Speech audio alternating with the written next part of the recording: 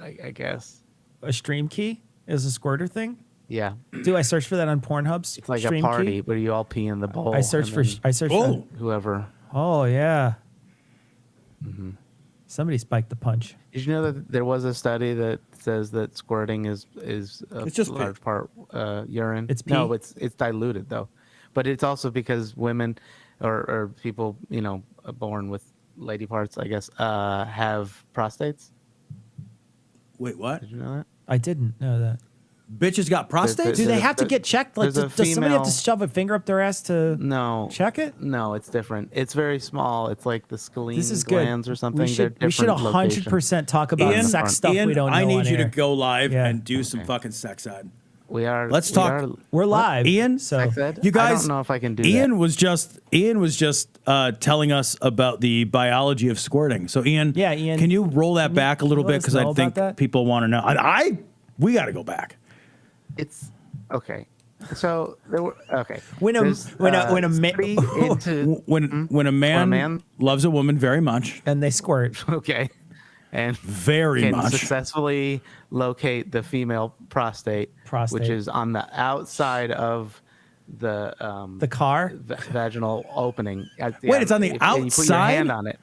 Well, no, I mean on the if you think of it as a tube, it's not on Hold the on, Ian, is it Wait, it's like the butt? internet? It's just a series of. Are women just a series of tubes? No, Is it under the butt? Is there a switch under one of the wouldn't boobs? say that. You could try. I guess that would help. But Okay, Ian, can you switch over and start drawing on? Can you switch over like Clippy or something? Is there like a whiteboard you could show us? Yeah, can you maybe? do? I need visuals for this. I can put this together. Like it can be the skein glands in you. I can do another. Okay, that sounds good. That sounds good. That sounds good. So I don't think he's talking about the skein clit. glands. I don't think he's talking about that. The skein glands are located on either side of the urethra, and they are Urethra Franklin? homologous. Right. Homologous? Okay, that's probably offensive. Homologous. Yeah, homologous. That's I'm what going to I go with said. homologous. Homologous is amazing. Homologous is the guy. He's the guy who slides down an elephant. Prostate glands. Yeah. Right. Okay. So anyway, it's watered down urine, but it does. What does it Wait, taste? how do you water down urine? Urine is already mostly water. Now I have a question. It's a mixture of water and what? Okay. Is it watered down with like does it taste like sparkling water? Or is it? Can you get still squirt or sparkling squirt? Yeah, can you squirt still water or squirt Perrier? Yep.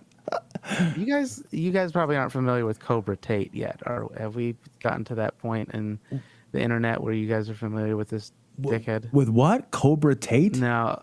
Yeah, never. I don't even know what you're saying. He's That like sounds part good. of the. We got a lot to manosphere. do. We got a lot to do. Well, Okay. Manosphere, we're not interested. I'll stop talking. We're not interested. Get your shit together. Get some drawings. We're gonna have. I do want to have Ian sex ed. We will do it. We will do it. We got to have Ian sex ed day. We have a lot to do today. Really quick though, Ian, do you have a picture? We got flagged for what? Do I have a pic? I do. Did you see we got flagged for misinformation, medical misinformation? I did. I saw an email about that, but I don't remember which episode. I don't know. One of the 2 weeks ago, I think it was for some reason it got flagged for medical. I haven't actually reviewed it. Okay. All right. Yet, so nice. It's probably because we. Is that because you don't think human beings are made out of cells? Look, what? Ian, we're all just light inside. I think that's what you said. I don't know if this squirting thing is going to get us banned too. Maybe squirting is real. Hey, you know what happened last week, Ian? They banned us for playing 1 minute of a wombat eating sweet corn. Oh, okay, they took a whole video down. Did they really? They took the whole fucking video down. They took our video down. Wombat attacking sweet corn with its face. They were like, "No, that's too much. You're not allowed to show 1 minute of a wombat." They took that down. They took the whole fucking video down. I had to go in the next day and edit out that part. The wombat eating sweet corn was wonderful. It was like a fucking tiny little piece. It was funny, but it was a tiny little piece. I thought you were allowed to play other people's shit and react to it. I thought that fucking reaction shit was like the whole thing. But I guess I got to watch it somewhere else. I shouldn't watch it on YouTube because I think YouTube finds its own videos and is like, no. So you got to watch a Vimeo so I have to watch what the it fuck? fucking with a. I'll have to watch it on TikTok so it's like portraited or some shit. I don't know.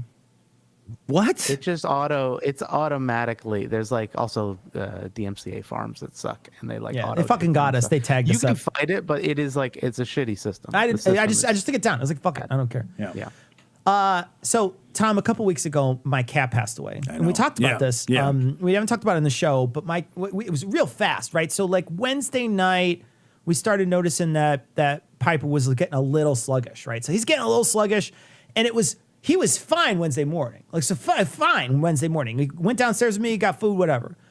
Wednesday night, he started feeling a little sluggish. I talked to Sarah and I said, let's call the vet tomorrow. So we called the vet. We brought him in. You were here that Thursday. We recorded. Yeah. I got a call from the vet that night, whatever, while we were on live stream. The next day, they did some tests, and they're essentially like, your cat's going to die in a few hours. Do you guys just want to put him down? So by Friday night, I was burying him in the yard. I mean, it was Thursday. It was Wednesday night. He was fine. Well, he's sluggish Wednesday. Like Wednesday afternoon, he was fine. Yeah. And then Friday night, he was dead. So it was a real rough go. But I want to talk about the service that we got while we were at this Aurora clinic, this vet clinic. Yeah. They were so sweet and so amazing. It's the first time. So I went downtown. There used to be a big animal hospital down there that I used to go to. And I had to put a cat down there too, actually, at the same hospital. Yeah. And they were sweet about it. And, they were nice, whatever. And they sent a nice little card afterwards. This place has an entire room dedicated to it, which is really, really beautiful. It's like a whole room with like pictures of animals and just a couch. And that's it. That's the whole room. So it's not like some table. It's not a table. It's not all sterile. It's like a whole room for it. Oh man, and so we sat with Piper for a while. We held him. We were both crying, and then we were there for like about half an hour, and then they came in and put him down. But he was very sick. He was on his last leg. 2 days later, we get this card, and I'm going to hold this up so people can see it. Every single person on the staff signed. Are you this card. serious? There are, and they wrote. They didn't just sign it. It's not just we are sorry. They wrote big long things about we know how much you loved your cat. We saw you how broke you were. Yada. I mean, it was amazing. It was the best. It could be the best experience I could imagine, and the best ending for that I could possibly imagine. I was blown away by the outpouring of just the vets just reaching out and being like, I know this was tough. That's really sweet. And everything on here is like a personal message, and they're all doctors. It's all the doctors that looked at them. And I was just blown away by it. And I just wanted to mention it because I thought it was such a cool thing. I could never work at a place like this because most of the time you're probably putting a pet down if it's that far along. Right. If you're going to the emergency vet, it ain't Things good. aren't good. It ain't good. Right. And so I was blown away by that, what they did. So it was really That's amazing. really terrific. It was really amazing. It's been a real tough time. I want to thank anybody who reached out. I know that a couple people found out via citation needed because it was like part of a skit or whatever. Yeah. I did actually because it was like the day before it was the day that the essays were going to be put up that he died. And I was just like, I can't be funny this weekend. I'm mourning this weekend. I'm just going to take the weekend off. So I took the weekend off. And so it was mentioned in the skits there. So people had heard about it. But I just wanted to mention, thank you, because people had sent me private messages. I just want to thank everybody for sending messages. This cat was my wife's cat. She loved him so much, and he was like so different from any other cat. Like he would when she would lay down on the sofa to watch TV, he would just tuck himself with his feet straight up in the air for hours, just lay there, and he would follow her around and meow at her until she brushed him.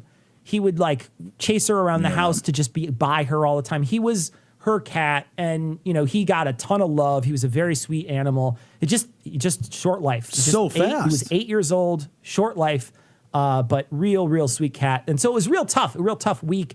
But blown away by this. That's amazing. I've never seen anything like. And I was like, these are doctors. These are people with a lot to do, and they took time to write a very thoughtful. And every one of these messages is thoughtful. So that's it's just really impressive. Yeah, that's terrific. Yeah. Well, I'm floored by that. And it's one thing to even get a card. Yeah, and I will go again for sure. Yeah, I got a card a couple times from different people, but it's normally just like a doctor saying, I'm real sorry. And it's just a card. But this is personal message. It really touched me. It was very sweet. So that's awesome. Okay, so we should, I just lost my thing. I don't know what happened. Where'd the monitor go? Where'd the monitor go?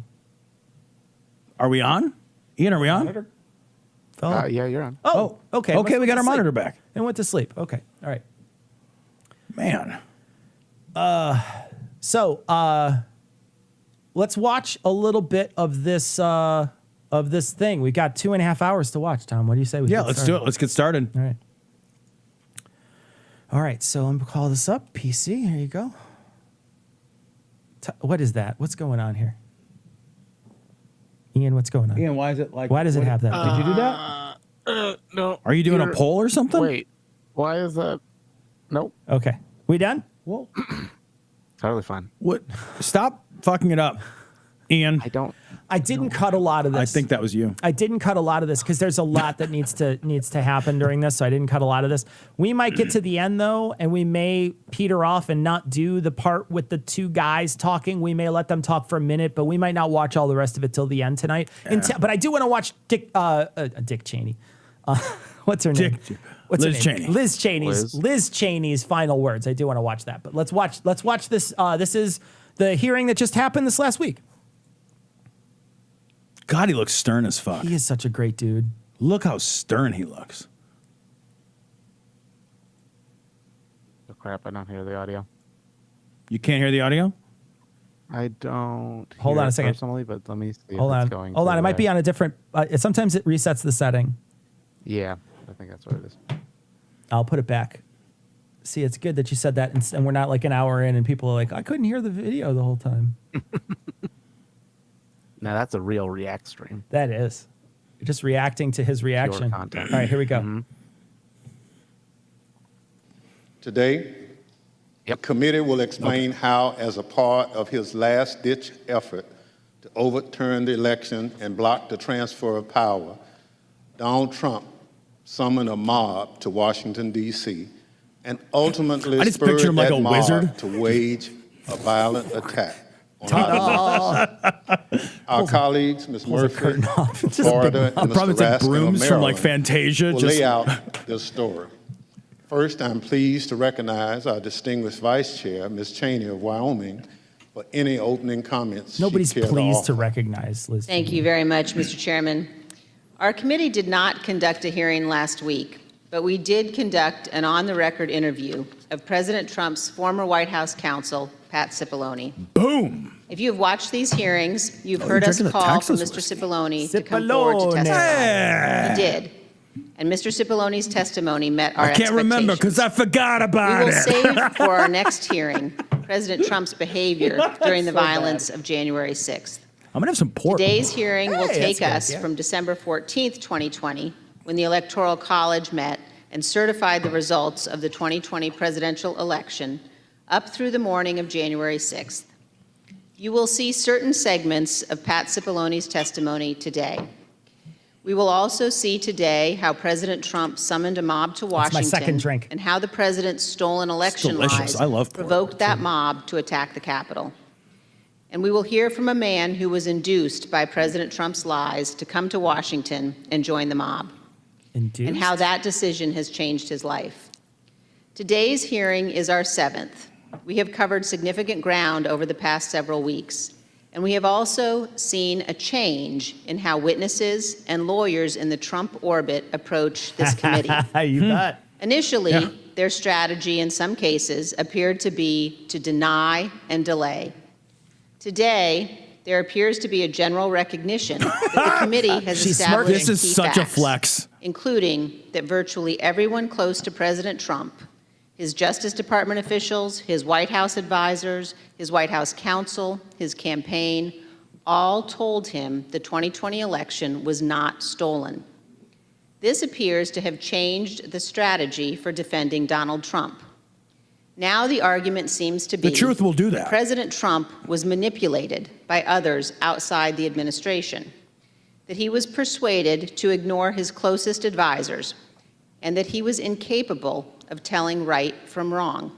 The fuck out of here. This new strategy is to try to blame only John Eastman or Sidney Powell or Congressman Scott Perry. I love that she's calling out the scapegoating and not before. President Trump. It's awesome. So great. In this version, the president was, quote, poorly served by these outside advisors. The strategy is to blame people his advisors called, quote, the crazies for what Donald Trump did. This, of course, is nonsense. Yes! President Trump is a 76-year-old man. He is not an impressionable child. Good. Fuck Just you with like that everyone shit. else in our country, he is responsible for his own actions Yes, and his fuck, own choices. yes. Every other person would As be. our investigation has shown, Yes. Donald Trump had access to more detailed and specific information showing that the election was not actually stolen Yep. than You almost fucking any knew other that. American. And he was told this over and over again. He just wanted to believe it. No rational Yeah, or he didn't wanna sane believe it. He knew it was a man lie. in It didn't his even matter if he position believed He it. knew it was a could lie. If he disregard thought he that could get away information with it. and reach the opposite exactly it. conclusion. And Donald Trump cannot escape responsibility by being willfully blind. Yes. Nobody else Nor can. can any argument of any kind excuse President Trump's behavior during the violent attack on January 6th. As you watch our hearing today, I would urge you to keep your eye on two specific points. First, you will see evidence that Trump's legal team, led by Rudy Giuliani, knew that they lacked actual evidence of widespread fraud sufficient to prove that the election was actually You stolen. established that. They knew it, but they went ahead with January 6th anyway. And second, consider how millions of Americans were persuaded to believe what Donald Trump's closest advisors in his administration did not. These Americans did not have access to the truth like Donald Trump did. They put their faith and their trust in Donald Trump. They wanted to believe in him. They wanted to fight for their country, and he deceived them. For millions of Americans, that may be painful to accept, but it is true. I'm loving Thank this you, Mr. fucking Chairman. I interpreter yield down back. here. Loving it. I'm She's so Without impressed objection, by the that. chair recognizes So the impressed by gentlewoman from that. Florida, Ms. Murphy, and the gentleman from So Maryland, expressive. Mr. Raskin, for opening statements. But to do that in real time. Amazing. Thank you, Mr. Chairman. We know beyond a shadow of a doubt that then President Donald Trump lost in a free and fair election. And yet, President Trump insisted that his loss was due to fraud in the election process, rather than to the democratic will of the voters. The president continued to make this claim despite being told again and again by the can't see courts, by the justice. You guys can't see it. They Hidden can't behind see me. She can't. They can't see the interpreter. the sign language thing. Oh yeah. Oh yeah. I have I to can make. move you. Oh, hold on. I move can. you. What I can do is I can make it small. I'll make the thing just a touch smaller so you could see what it looks like. Because I said that and now you can't see it. So I'll make it a touch smaller so you can see it just for a minute, and I'll put it back. I'll embiggenate it afterwards. All right, there we go. Let's do that for just for a minute or two, and then I'll play it again. The interpreter is really good. Interpreter's great. Department, by his campaign officials, and by some of his closest advisors that the evidence did not support this assertion. This was the big lie, and millions of Americans were deceived by it. Too many of our fellow citizens still believe it to this day. It's corrosive to our country and damaging to our democracy. Yep. As our committee has shown in prior hearings, following the election, President Trump relentlessly pursued multiple interlocking lines of effort, all with a single goal: to remain in power despite having lost. The lines of effort were aimed at his loyal Vice President, Mike Pence, at state election and elected officials, and at the U.S. Department of Justice. The president pressured the vice president to obstruct the process to certify the election result. He demanded that state officials find him enough votes to overturn the election outcome in that state, and he pressed the Department of Justice to find widespread evidence of fraud. When justice officials told the president that such evidence did not exist, the president urged them to simply declare that the election was corrupt. Yeah. On December 14th, the Electoral College met to officially confirm that Joe Biden would be the next president. The evidence shows that once this occurred, President Trump and those who were willing to aid and abet him turned their attention to the joint session of Congress scheduled for January 6th, at which the vice president would preside. In their warped view, this ceremonial event was the next, and perhaps the last, inflection point that could be used to reverse the outcome of the election before Mr. Biden's inauguration. As President Trump put it, the vice president and enough members of Congress simply needed to summon the courage to act. To help them find that courage, the president called for backup. Nice, Ian. Thank you. Early in the morning of December 19th, the president sent out a tweet urging his followers to travel to Washington, D.C. for January 6th. "Be there, we'll be wild," the president wrote. As my colleague, Mr. Raskin, will describe in detail, this tweet served as a call to action, and in some cases, as a call to arms for many of President Trump's most loyal supporters. It's clear the president intended the assembled crowd on the January 6th to serve his goal. And as you've already seen, and as you will see again today, some of those who were coming had specific plans. The president's goal was to stay in power for a second term despite losing the election. The assembled crowd was one of the tools to achieve that goal. And in today's hearing, we will focus on events that took place in the final weeks leading up to January. I just want to stop for a second and say, like, missing your place while reading aloud in front of the nation is like my biggest fear in the fucking, like immediately they go right up inside my body. Like they just go right back inside. They get terrifying. Terrifying. Yeah. All the props to somebody who can do this. Yeah. Because it's amazing. Because I know they're reading off a teleprompter. For sure. But they're, you know, she's the only person who I've seen so far make a stumble a little bit. Yeah. And she does quite a bit throughout. She stumbles several times. I'm not putting that person down because I'm terrible at that. It'd be scary. I do it. I have to edit myself so much when we record the citation needed because I'm reading aloud is very difficult for me. And so it's one of those things though. I watch this person do it and I'm like, oh God, that's terrifying. I would rather ad lib off of like bullet points than try to read something. Than try to read it. Yeah. When I used to have to give speeches, I did speeches for a living for like I traveled around, taught people a thing for a long time. And I didn't read word for, I just had bullet points. Yeah. I fucking crushed that shit. I was good at it. I would not have enjoyed reading. Just reading is tough. Reading would have been harder. Reading is tough. Right, just doing bullet points? I bought for No problem. work, I bought a teleprompter. It uses an iPad, and then you shoot through the glass. So it has a reflected mirror glass that opens up, and you set your iPad so it's backwards, and it lays on this thing. Okay. And then you shoot right through the glass. So while you're looking right at the screen, you see the words that have to be read. And the people that I was filming, they specifically had to read these things. And some of them are amazing at it. Yeah. I'm blown away by how good... Because me reading aloud, trying to follow something that's rolling is I've never tried it. Distracting for me. I have a hard time reading aloud anyway, and to add another motion, add a movement in there too. I want to try it. It sounds kind of. I'm sure. Yeah. I'm sure if you got used to it, it's probably pretty easy. Yeah. I was pretty blown away by how good they did, though. I was pretty amazed. So, January 6th, starting in mid-December, and we'll add color and context to evidence you've already heard about, and will also provide additional new evidence. For example, you'll hear about meetings in which the president entertained extreme measures designed to help him stay in power, like the seizure of voting machines. We will show some of the coordination that occurred between the White House and members of Congress. that eagle's back there like, hey, can somebody get this tassel off my face, please? Hey, you, can you move the tassel? Get the fucking tassels out of here. As it relates to January 6th. And some of these members of Congress would later seek pardons. We will also examine some of the planning for the January 6th protests, trying to steal the country placing didn't work. special emphasis on one Can I rally have a- planner's get concerns a about the free potential card? violence. Can I buy an indulgence? And we will describe some of the president's key actions on the evening of That's what a January pardon 5th is, a political and the morning indulgence. of January 6th, including how the president edited and ad-libbed his speech that morning at the Ellipse, directed the crowd to march to the Capitol, and spoke off script in a way that further inflamed an already angry crowd. I yield to the I gentleman love from that, Maryland. that Mr. they're Raskin. going out of their Thank way you, to Ms. point that Murphy. out. Mr. Chairman, Madam Vice Chair. Because then it's not other people. 4 that wrote a days bad after the speech for him. electors It's like, met no, across the that's him. country Yeah, and but- made Joe Biden the president-elect, Donald Trump was still trying to find a way to hang on to the presidency. On Friday, December 18th, his team of outside advisors paid him a surprise visit in the White House that would quickly become the stuff of legend.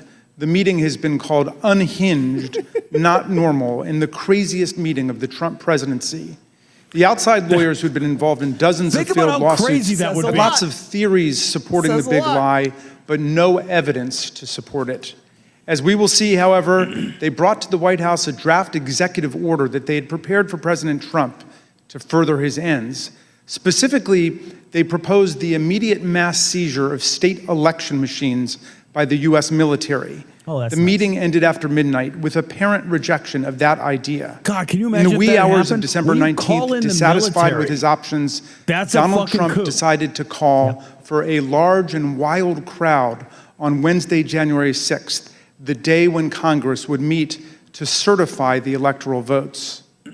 Never before in American history had a president called for a crowd to come contest the counting of electoral votes by Congress, or engaged in any effort designed to influence, delay, or obstruct the joint session of Congress in doing its work required by our Constitution and the Electoral Count Act. As we'll see, Donald Trump's 1:42 a.m. tweet electrified and galvanized his supporters, especially the dangerous extremists and the Oath Keepers, the Proud Boys, and other racist and white nationalist groups spoiling for a fight against the government. 3 rings of interwoven attack were now operating towards January 6th. On the inside ring, Trump continued trying to work to overturn the election by getting Mike Pence to abandon his oath of office as vice president and assert the unilateral power to reject electoral votes. This would have been a fundamental and unprecedented breach of the Constitution that would promise Trump multiple ways of staying in office. Meanwhile, in the middle ring, members of domestic violent extremist groups created an alliance, both online and in person, to coordinate a massive effort to storm, invade, and occupy the Capitol. By placing a target on the joint session of Congress, Trump had mobilized these groups around a common goal, emboldening them, strengthening their working relationships, and helping build their numbers. Finally, in the outer ring, on January 6th, there assembled a large and angry crowd. Stand back and the stand political by. force that Trump considered both the touchstone and the measure of his political power. Here were thousands of enraged Trump followers, thoroughly convinced by the big lie, who traveled from across the country to join Trump's wild rally to stop the steal. With the proper incitement by political leaders and the proper instigation from the extremists, many members of this crowd could be led to storm the Capitol, confront the vice president in Congress, and try to overturn the 2020 election result. All of these efforts would converge and explode on January the 6th. Mr. Chairman, as you know better than any other member of this committee from the wrenching struggle for voting rights in your beloved Mississippi, the problem of politicians whipping up mob violence to destroy fair elections is the oldest domestic enemy of constitutional democracy in America. Abraham Lincoln knew it too. In 1837, a racist mob in Alton, Illinois, broke into the offices of an abolitionist newspaper and killed its editor, Elijah Lovejoy. Lincoln wrote a speech in which he said that no transatlantic military giant could ever crush us as a nation, even with all of the fortunes in the world. But if downfall ever comes to America, he said, we ourselves would be its author and finisher. If racist mobs are encouraged by politicians to rampage and terrorize, Lincoln said, they will violate the rights of other citizens and quickly destroy the bonds of social trust necessary for democracy to work. Mobs and demagogues will put us on a path to political tyranny, Lincoln said.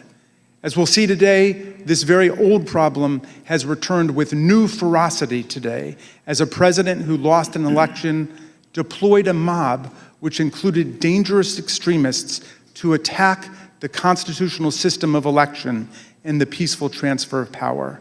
And as we'll see, the creation of the internet and social media has given today's tyrants tools of propaganda and disinformation that yesterday's despots could only have dreamed of.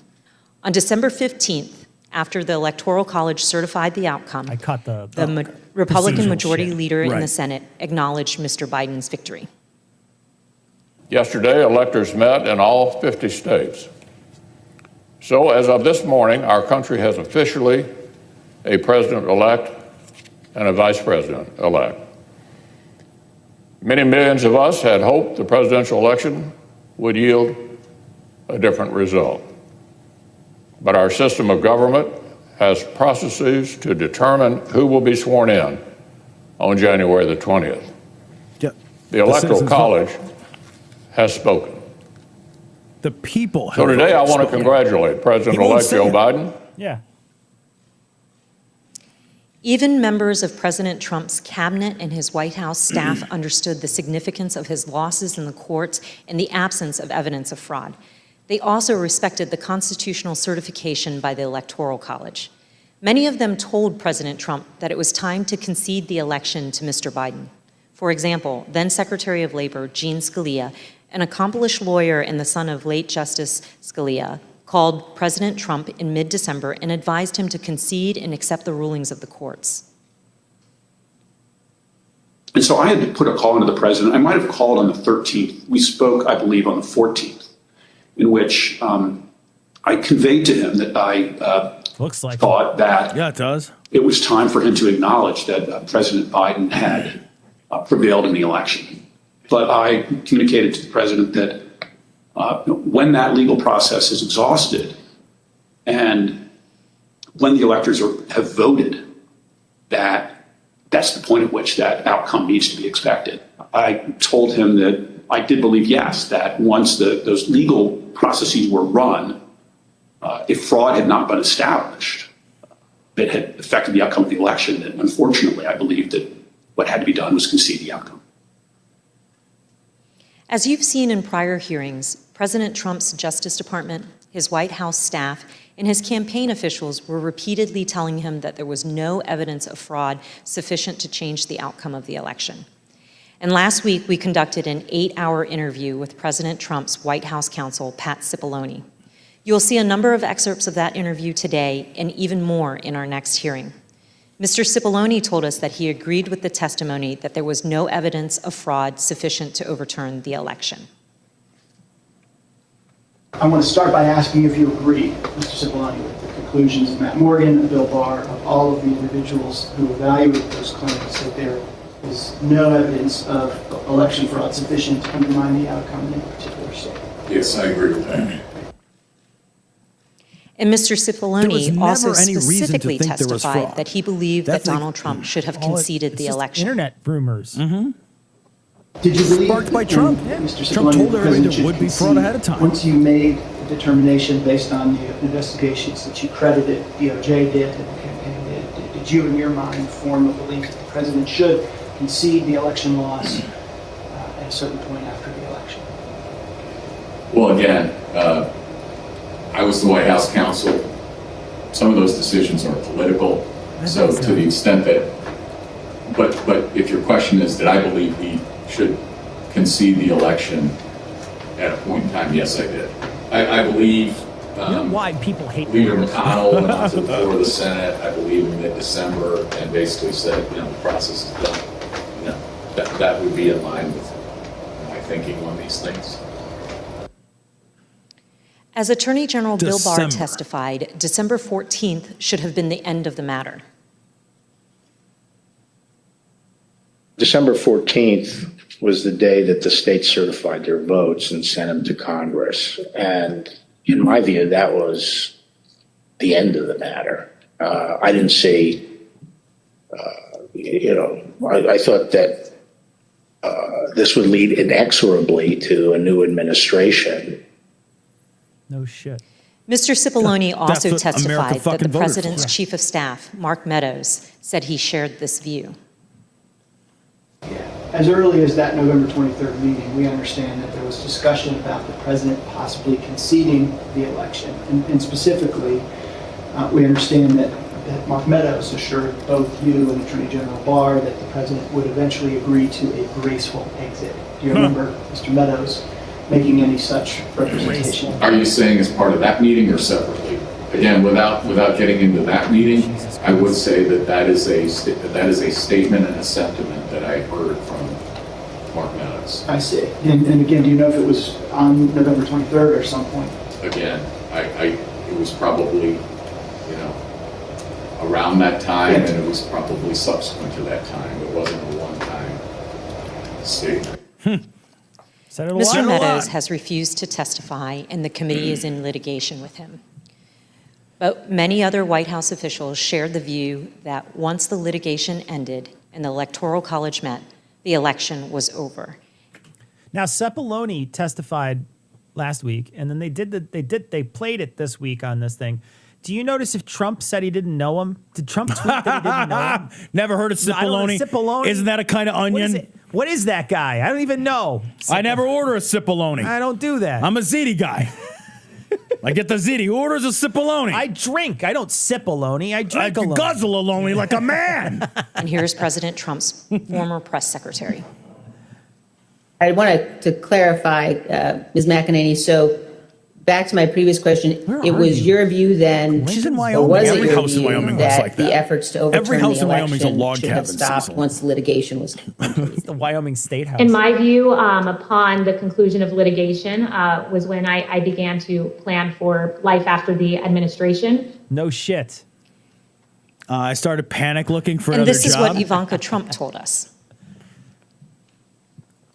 December 14th was the day on which the Electoral College met, when these electors around the country met and cast the electoral votes consistent with the popular vote in each state. All right, And Westworld, what do you have to obviously say? A public proceeding or a Max series of Headroom, you have anything to proceedings say? that President Biden had obtained the requisite number of electors. Was that an important day for you? Did that affect sort of your planning or your realization No. as to whether or not there But was I'm going to gonna be an lie end about it now. of this administration?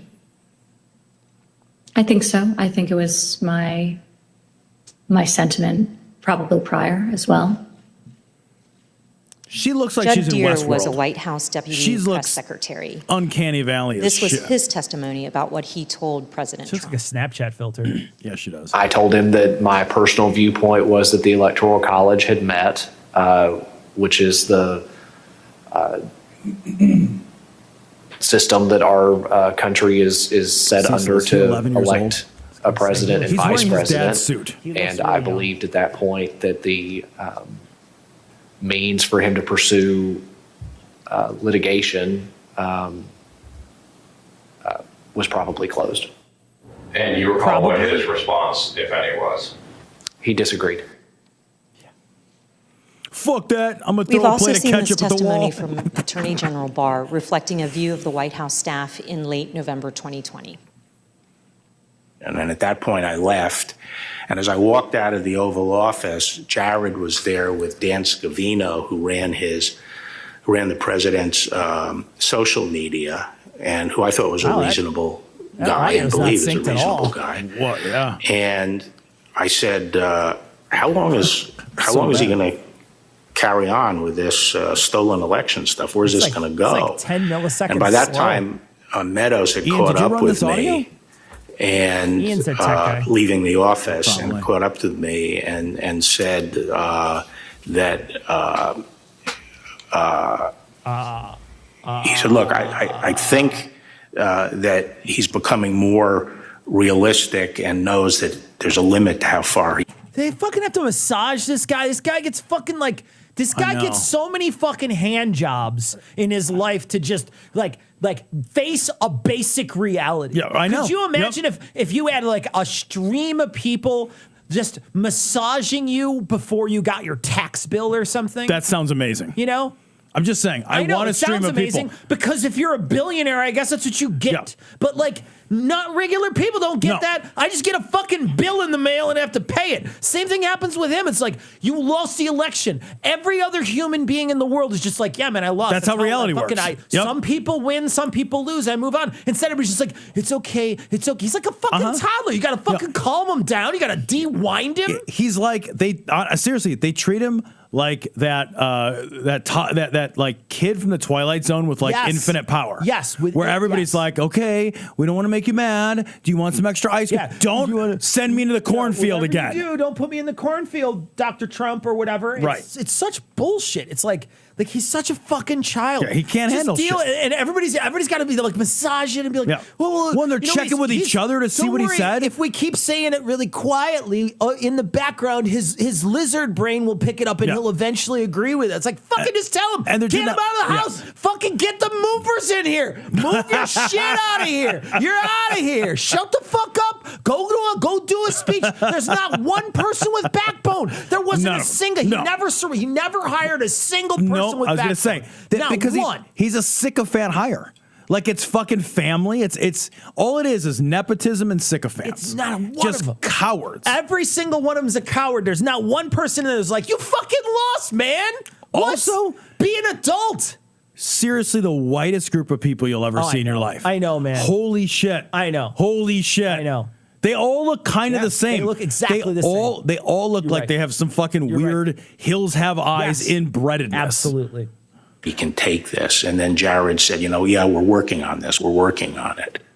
Yeah, we're trying to get him to see reality. Likewise, in this testimony, we're working Cassidy on it. Hutchinson, an You aide can't to just Mark tell Meadows, him. described her conversations with President Trump's Director of National Intelligence, John Ratcliffe, a former Republican congressman. He had expressed to me that he was concerned that it could spiral out of control and potentially be dangerous, either for our democracy or the way that things were going for the 6th. Of course, underlying all of this is the fundamental principle that the President of the United States cannot simply disregard the rulings of state and federal courts, which are empowered to address specific election-related claims. The President cannot simply pretend that the courts had not ruled. By that time, the President or his associates had lost 60 out of 61 cases that they had brought to challenge different aspects of the election in a number of states. They lost 60 out of 61 of those cases. So by the time we get to January 3rd, that's been clear. I assume, Pat, that you would agree the president is obligated to abide by the rulings of the courts. Of course. And I assume you also would. Everybody is obligated to abide by rules, of course. And I assume you also would agree the president has a particular obligation to take care that the laws be faithfully executed. That is one of the president's obligations, correct. I love how careful he's being, but it's like, that's a softball, I gotta hit it. And the At least he's counsel not from his pleading the closest fifth or advisors, some shit. and continued his efforts to cling to power. you In our imagine someone prior plead the hearings, fifth you have on heard that? considerable testimony I can't, about President unfortunately, Trump's 'cause, like, attempts to do you corruptly believe in the pressure peaceful Vice President transfer of Pence power? to I plead refuse the to fifth. count electoral votes, to corrupt the Department of Justice, to pressure state officials and state legislatures, and to create and submit a series of fake electoral slates. And a series of Now, we will show you what other actions President Trump was taking between December 14th, 2020 and January 6th. I kept this I yield in. to the gentleman I from kept this Maryland, in, Mr. like- Raskin. Thank you, Ms. Murphy. I kept a lot Throughout of our the stuff in, the Cipollone stuff, because nobody'd seen it before. Yeah. So I was gonna cut this because it's kind of a rehash, but at the same time, they are adding new Cipollone testimony. So I didn't want to just be like, well, here's only the Cipollone test. It's just hard to cut. So I also think it matters because, like, when Cassidy Hutchinson testified, there were a lot of people who were like, "Oh, she's a nobody." Yeah. So like the right blew her off, like she's not a nobody. Yeah. But they blew her off, like, "Oh, she's a nobody." Yeah. Trump was like, "I never heard of her." Yeah. I mean, he's got to say, what are you going to say about this? This is your fucking counsel. What are you going to say? This is your White House counsel. Right. So even if he says all the same shit, it matters to corroborate. Yeah, it matters. Because everybody's saying the same story. Yeah. Nobody has a different story. Nope. Hearings, you've heard how President Trump made baseless claims that voting machines were being manipulated by foreign powers in the 2020 election. You've also heard Trump's Attorney General, Bill Barr, describe such claims as complete nonsense, which he told the president. Let's review that testimony. I love it. I saw absolutely zero basis for the allegations, but they were made in such a sensational way that they obviously were influencing a lot of people, members of the public, that there was this systemic corruption in the system and that their votes didn't count and that these machines controlled by somebody else were actually determining it, which was complete nonsense. And it was being laid out there. And I told them that it was crazy stuff and they were wasting their time on that. And it was doing a grave disservice to the country. We've learned that President Trump's White House counsel agreed with the Department of Justice about this. Attorney General Barr made a public announcement on December 1st, less than a month after election, that he had seen no suspended fraud sufficient. Fair to say that by December 1st, you had reached the same conclusion? It's fair to say that I agree with Attorney General Barr's conclusion on December 1st. He didn't know whether to say attorney generals or attorneys general. He wasn't sure. He was like, I don't know what I said. Oh, Barr. What I mean to say is Barr. Yeah. Because I can't properly know whether it's attorneys general or attorney generals. Yes, I did, and I supported that conclusion. He could have just said yes. The strong rejection of the Attorney General and the White House counsel of these claims did not stop the president from trying to press them in public. But that's not all he did. Indeed, as you'll see in this clip, the president asked Attorney General Bill Barr to have the Department of Justice seize voting machines in the states. My recollection is the president said something like, well, we could get to the bottom. Some people say we could get to the bottom of this if the department seized the machines. Yeah. It was a typical way of raising a point. And I said, absolutely not. There's no probable cause, and we're not going to seize any machines. And that was that. Yeah. But this wasn't the end of the matter. Smiling. On the evening of December 18th, 2020, Sidney Powell, General Michael Flynn, and others entered the White House for an unplanned meeting with the president, the meeting that would last multiple hours and become hot-blooded and contentious. The executive order behind me on the screen was drafted on December the 16th, just 2 days after the Electoral College vote, by several of the president's outside advisors over a luncheon at the Trump International Hotel. We almost lost this country. As you can see here, this proposed order directs the Secretary of Defense to seize voting machines, quote, effective immediately. But it goes even further than that. Under the order, President Trump would appoint a special counsel with the power to seize machines and then charge people with crimes with all resources necessary to carry out her duties. The specific plan was to name Sidney Powell as special counsel. Jesus the Trump Christ, lawyer the Kraken lady? who had spent the post-election period making outlandish claims about Venezuelan and Chinese interference in the election, among others. Oh my God. Here's what White House counsel Pat Cipollone had to say about Sidney Powell's qualifications to take on such expansive authority. This is going to be great. I don't think Sidney Powell would say that I thought it was a good idea to appoint her special counsel. I was vehemently opposed. I didn't think she should be appointed to anything. Sidney Powell told the president that these steps were justified because of her evidence of foreign interference in the 2020 election.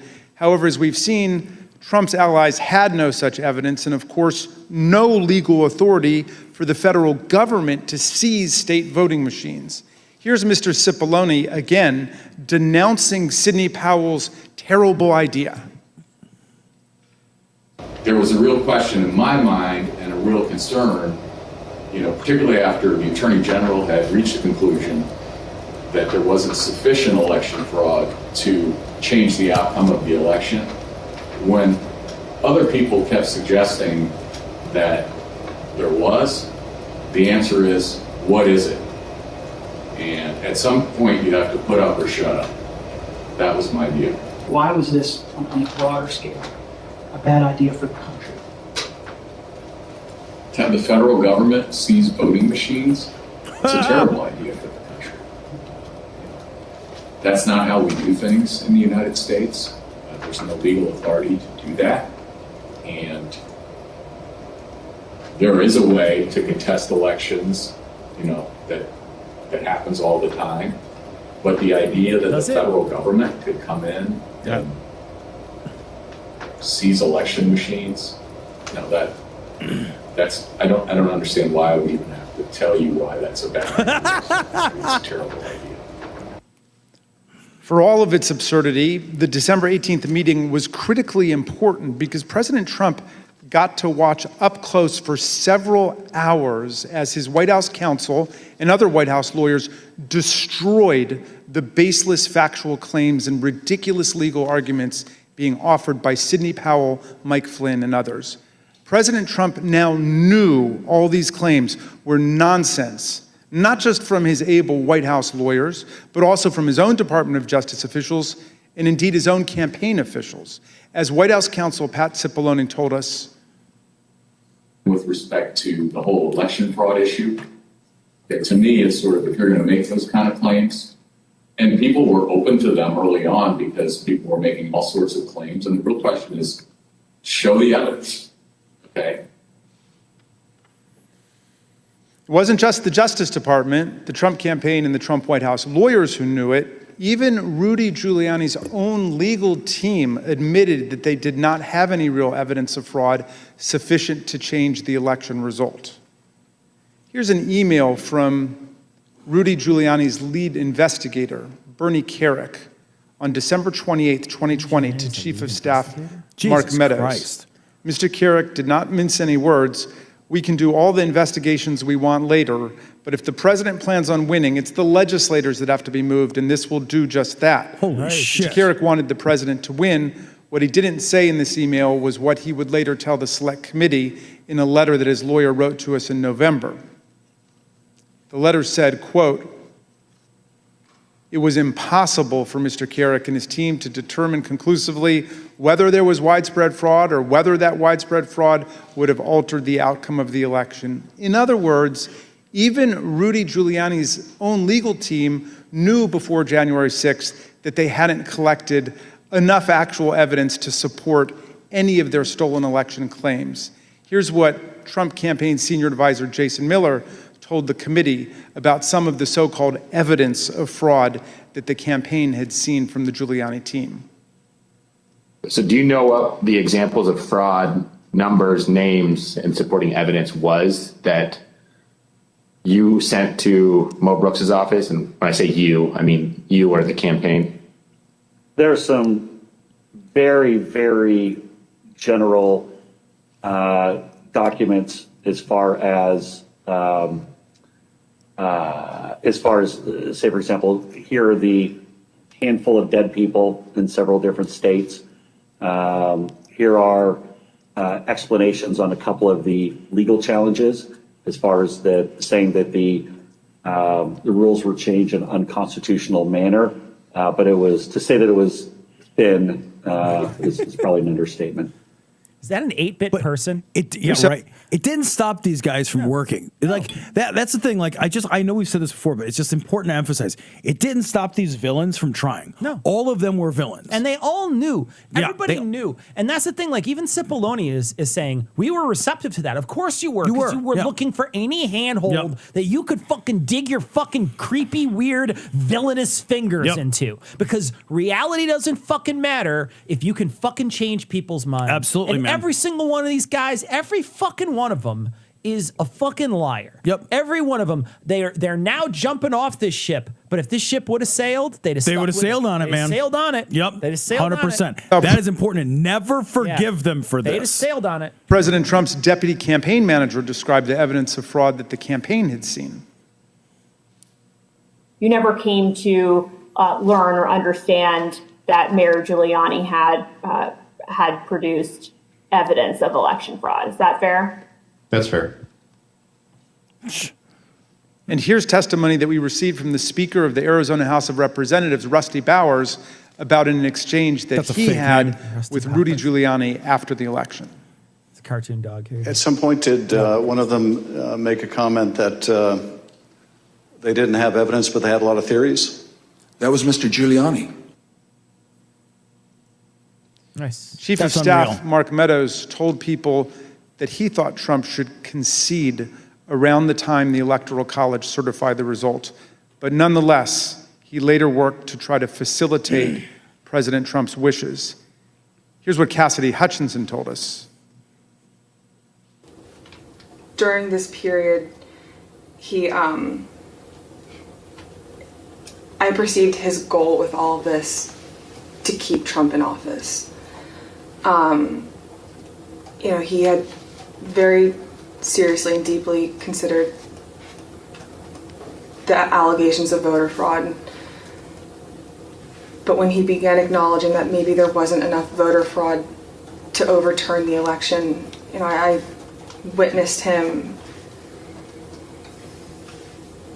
start to explore potential constitutional loopholes more extensively, which I then connected with John Eastman's theories. The startling conclusion is this: even an agreed upon complete lack of evidence could not stop President Trump, Mark Meadows, and their allies from trying to overturn the results of a free and fair election. Meadows goes to jail. Yeah. Trump goes to jail or no? Meadows goes to jail, I think. Meadows goes to jail. Meadows goes to jail. I think they're doing enough to Meadows goes to jail. Meadows goes to jail. I think Trump might go to jail. Oh God, man! Don't do this to me. I think don't say that out loud. I think he might. Look at me and say you mean it. My heart means it, Cecil. My heart means it. Fuck that guy. I want to see him go to jail because he's such a fucking liar and he's such a manipulator and he's fucking. The worst part is that everybody just coddled this fuck. Yep. This entire time he was in fucking office, they coddled the fuck out of him. The people that he went to go see coddled the fuck out of him. You know, he's such a fucking privileged shit. Yep. That he thought he could get his fucking way in this, you know? And fuck you. And fuck you for trying to disenfranchise how many fucking votes is that? 80 million 80 million votes. people. 80 million people that showed up and said, not you. Fuck you. And he's like, what about me? But what about I don't me, give a though, fuck. huh? I got a whole bunch of people massaging me back here. So let's return to that meeting at the White House on the evening of December 18. That night, a group showed up at the White House, including Sidney Powell, retired Lieutenant General Michael Flynn, and former Overstock.com CEO Patrick Byrne. After gaining access to the building from a junior White House staffer, the group made their way to the Oval Office. They were able to speak with the president by himself for some time until White House officials learned of the meeting. What ensued was a heated and profane clash between this group and President Trump's White House advisors. A bunch of people get let in by a fucking junior staffer to have a fucking meeting, and then Trump's staff is like, whoa, wait, he's meeting with who? Yeah. And then they run in, and they're just like, whoa.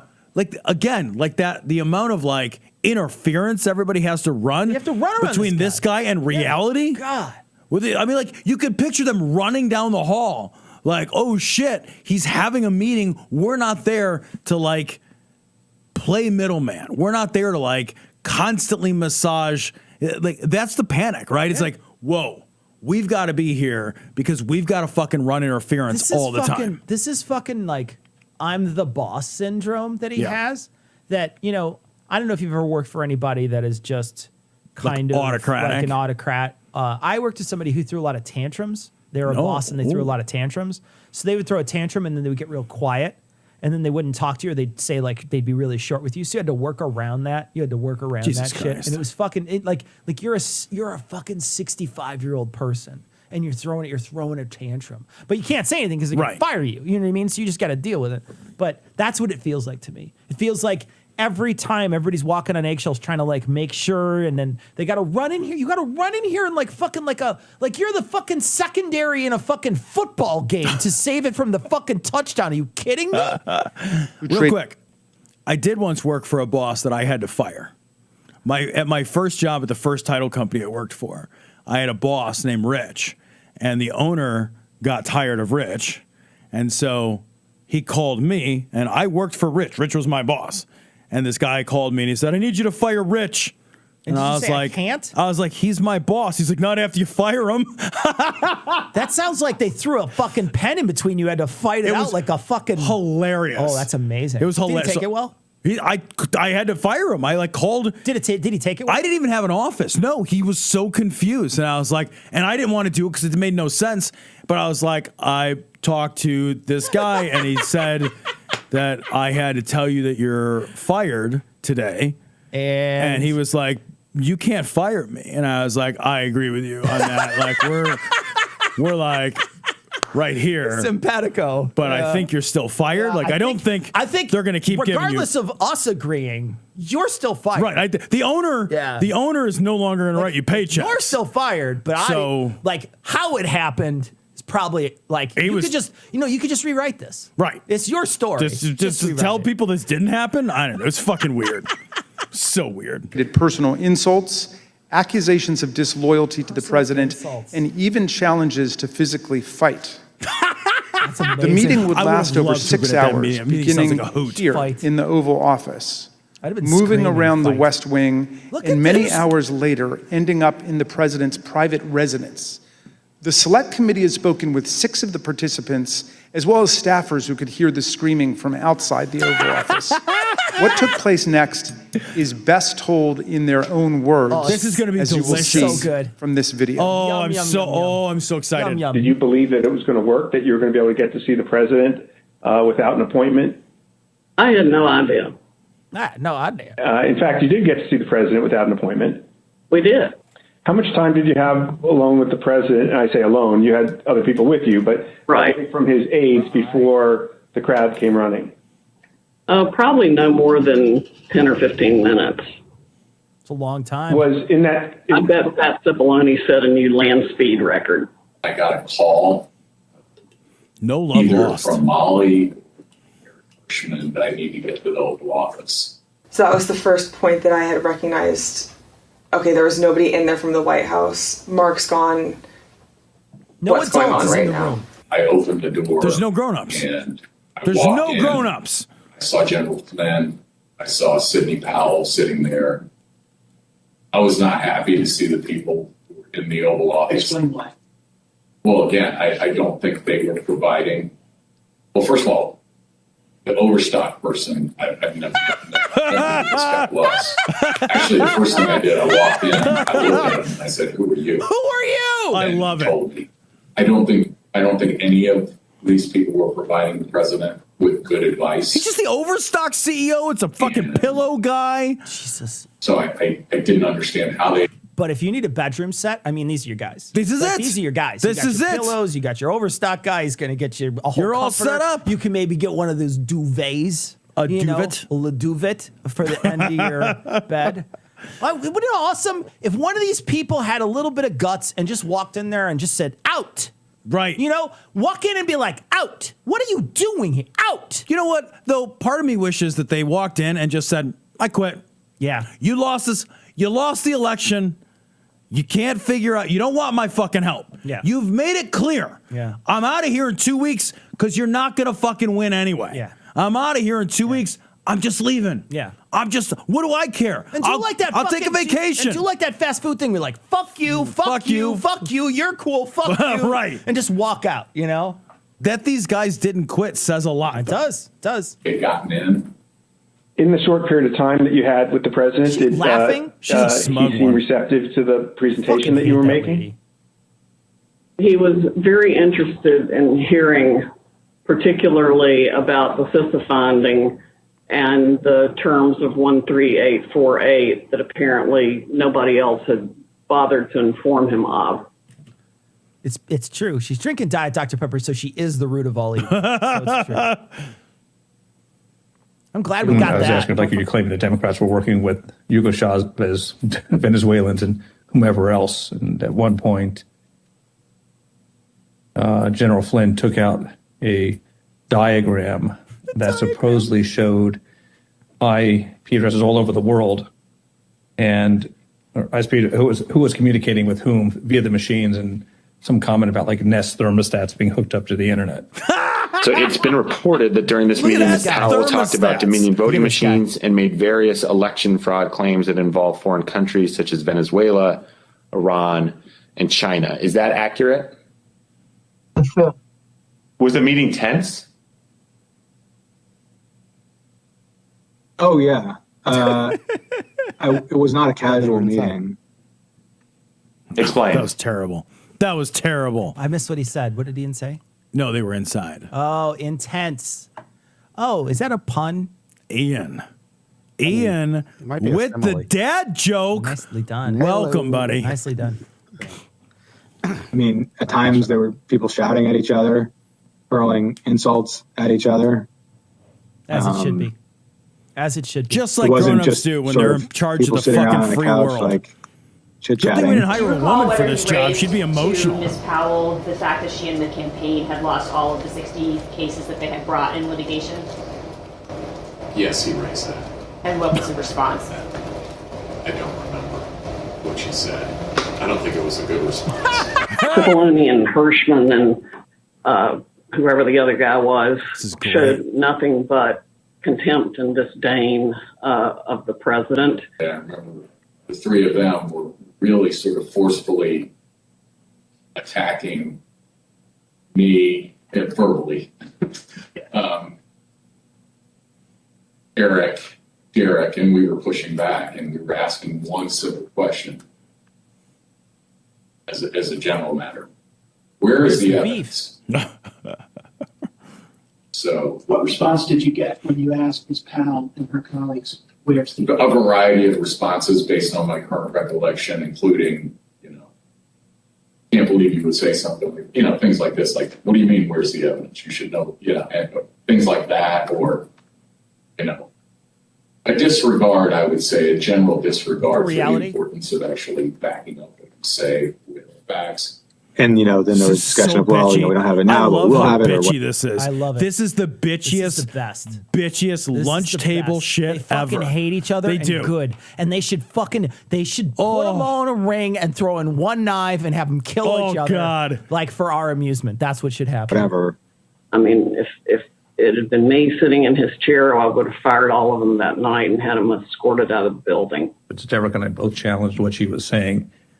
And she says, well, the judges are corrupt. And I was like, everyone? Every single case that you've done in the country you guys lost, every one of them is corrupt? Judges. Even the ones we appointed? Yeah. Stupid. And I'm being nice. I was much more harsh to her. So one of the other things that's been reported that was said during this meeting was that President Trump told White House lawyers, Mr. Hirschman and Mr. Cipollone, that they weren't offering him any solutions, but Ms. Powell and others were. So why not try what Ms. Powell and others were proposing? Do you remember anything along those lines being said by President Trump? I do. That sounds right. I think that it got to the point where the screaming was completely out there. I mean, you got people walk in, it was late at night, it had been a long day, and what they were proposing, I thought was nuts. I'm going to categorically describe it as you guys are not tough enough. Or maybe I put it another way, you're a bunch of pussies. Excuse the expression, but and I just grabbed them all. Almost certain the word was used. Flynn screamed at me that I was a quitter and everything, kept on standing up and turning around and screaming at me. And then at a certain point I had it with him. So I yelled back. Either come over or sit your effing ass back down. The president and the White He's got House his fucking team justice baddies went ready. upstairs to the residence, but to the public part of the residence. The big Does he ever open his eyes? where you can have meetings in the conference room. Oval. They call that the yellow oval? Yes, exactly. The yellow oval office. I always called it the upper. The upper decker. And I'm not exactly sure where the Sydney group went. I think maybe the Roosevelt room. And I stayed in the cabinet room, which is kind of cool. I really like that. All by myself. At the end of the day, what is it? What we who landed cares? where we started the He meeting. doesn't know what's happening. At least He from is a so old. structural standpoint, which was Sidney Powell was fighting, Mike Flynn was fighting. They were looking for avenues that would result in President Trump remaining President Trump for a second term. The meeting finally. I like to think when they left Rudy by himself, like he was still in his high chair and he couldn't get out. Like he was just like waving his arms. It's just like, let me out of here, "Fine, I'll guys. just stay in the yellow oval in my high chair. I'm in the upper. I'm in I'm in the upper. I'm in the upper. Let me out of the upper. Yeah. Finally ended after midnight. Here are text messages sent by Cassidy Hutchinson during and fucking after love the meeting. this so much. Oh, As you can see, not really. Ms. Hutchinson reported that the meeting in the West Wing was unhinged. The meeting finally broke up after midnight during the early morning of December. She posts Instagram, #unhinged. Oh my God, this is so great. December I take 19. one photo of Mark for each of his days. Tonight was him escorting Rudy off campus to make sure he didn't wander back to the mansion. Cassidy Hutchinson captured the moment of Mark Meadows escorting Rudy Giuliani off the White House grounds to, quote, make sure he didn't wander back into the mansion. Certain accounts of this meeting indicate that President Trump actually granted Ms. Powell security clearance and appointed her to a somewhat ill-defined position of special counsel. Special counsel. He asked Pat Cipollone if he had the authority to name me special counsel, and he said yes. And then he asked him if he had the authority to give me whatever security clearance I needed, and Pat Cipollone said yes. And then the president said, okay, I'm naming her that, and I'm giving her security clearance. And then shortly before we left, and it totally blew up, was when Cipollone and/or Hirschman and whoever the other young man was said, you can name her whatever you want to name her, and no one's going to pay any attention to it. How did he respond? How did the president respond to that? They're laughing. Fucking discount something like, lawyer you Carol see what I Baskin. deal with, Holy I deal shit. with this all the time. Over the ensuing days, no further steps were taken to appoint Sidney Powell, but there is some ambiguity about what the president actually said and did during the meeting. Here is how. Have you ever done that to a boss where your boss asked for you to do something and you knew it was fucking a useless waste of time, so you just didn't do it? And then you're like, yeah, I'll get to it. And then you just never did it.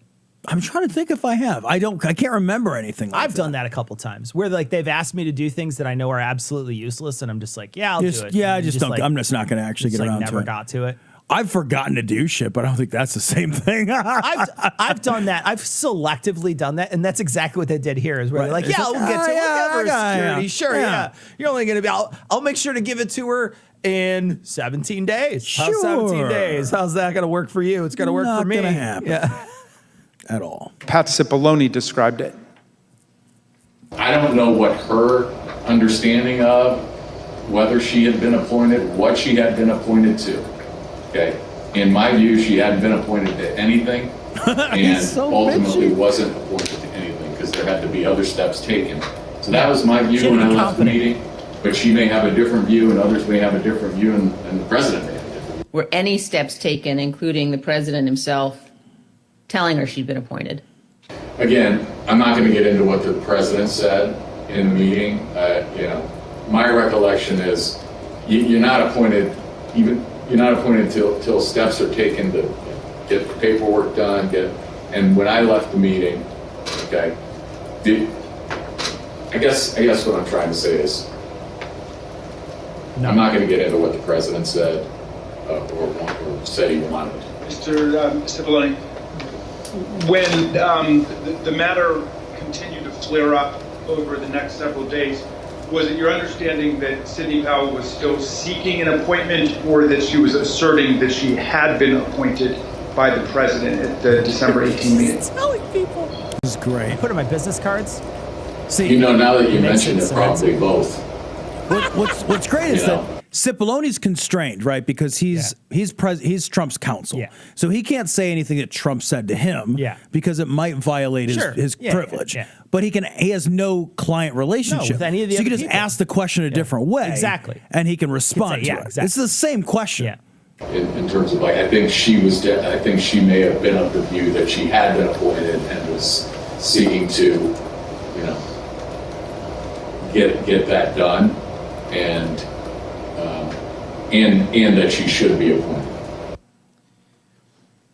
As you listen to these clips, remember that Ms. Powell, the person who President Trump tried to make special counsel, was ultimately sanctioned by a federal court and sued by Dominion Voting Systems for defamation.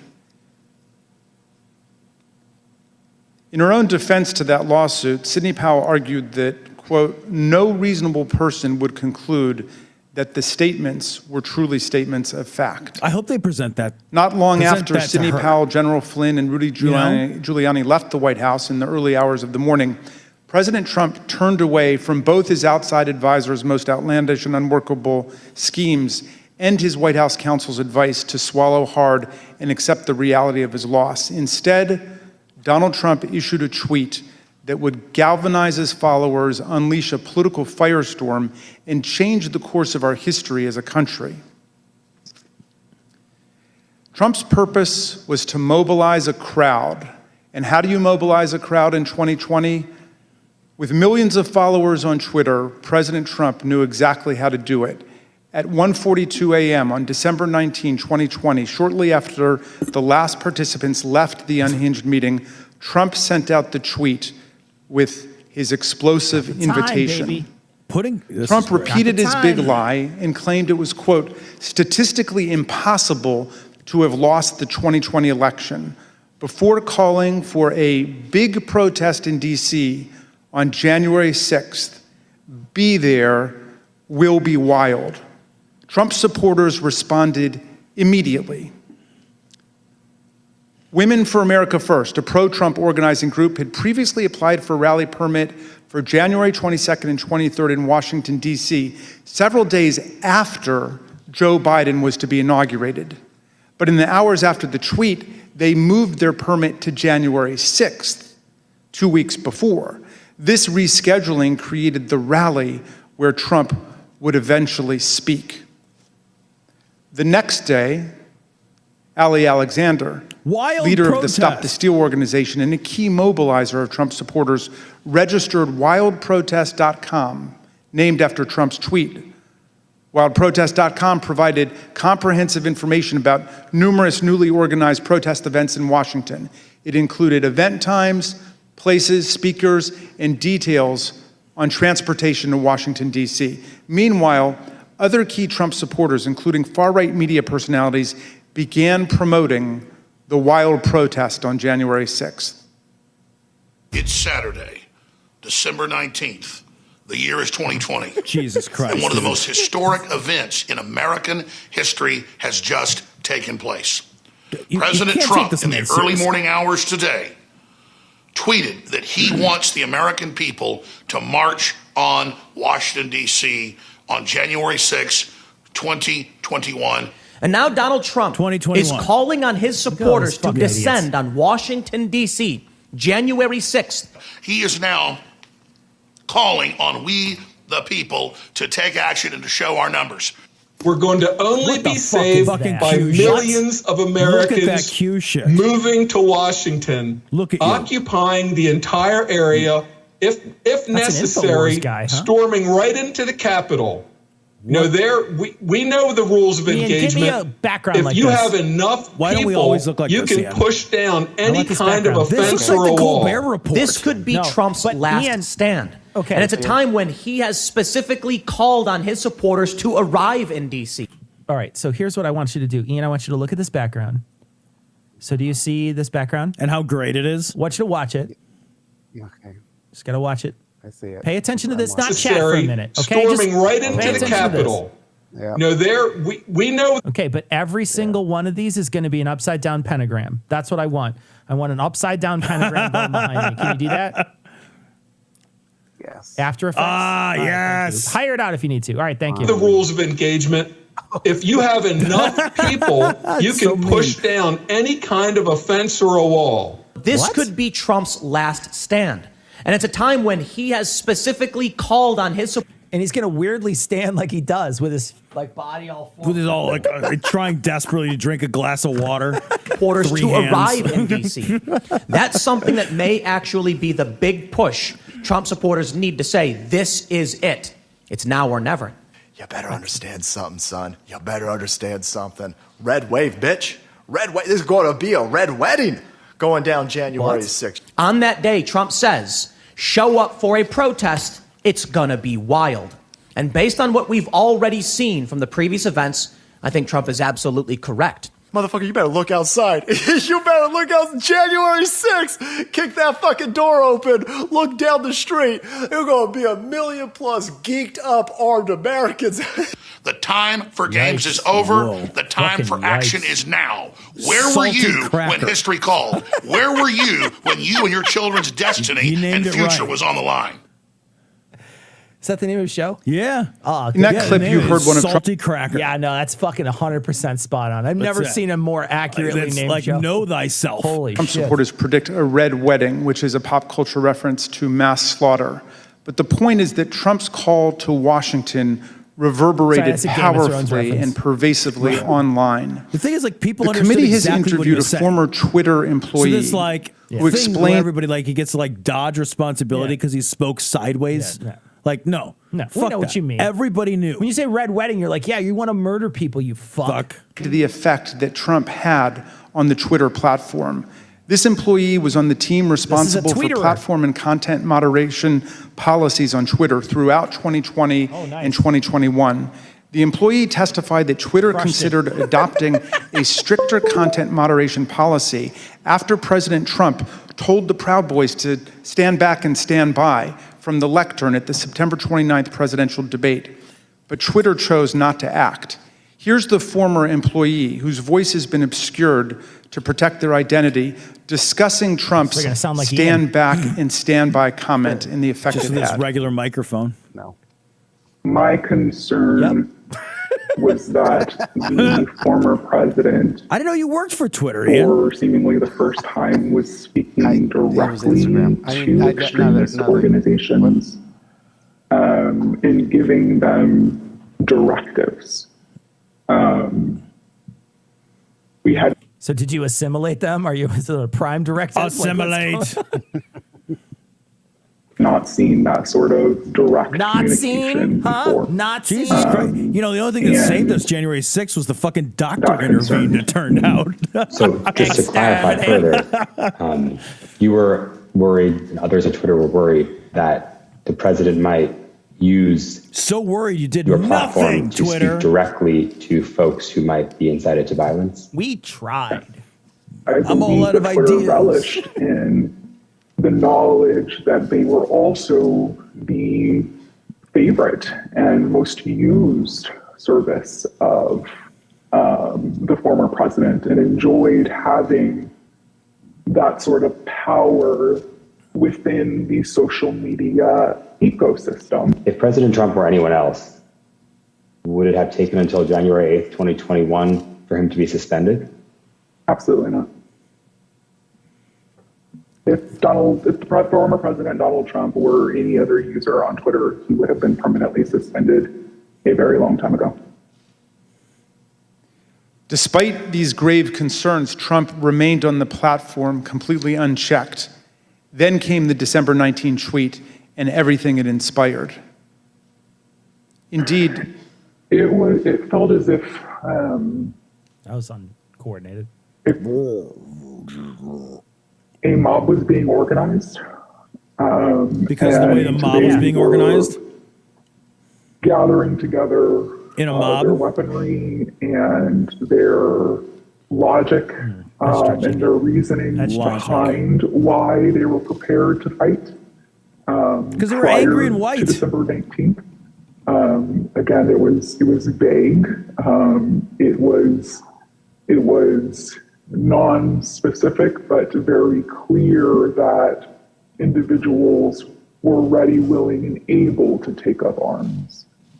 After this tweet on December 19th, again, it became clear not only were these individuals ready and willing, but the leader of their cause was asking them to join him in this cause and in fighting. I kind of wish they just written the transcript and somebody else read it. This is terrible. On January 6th as well.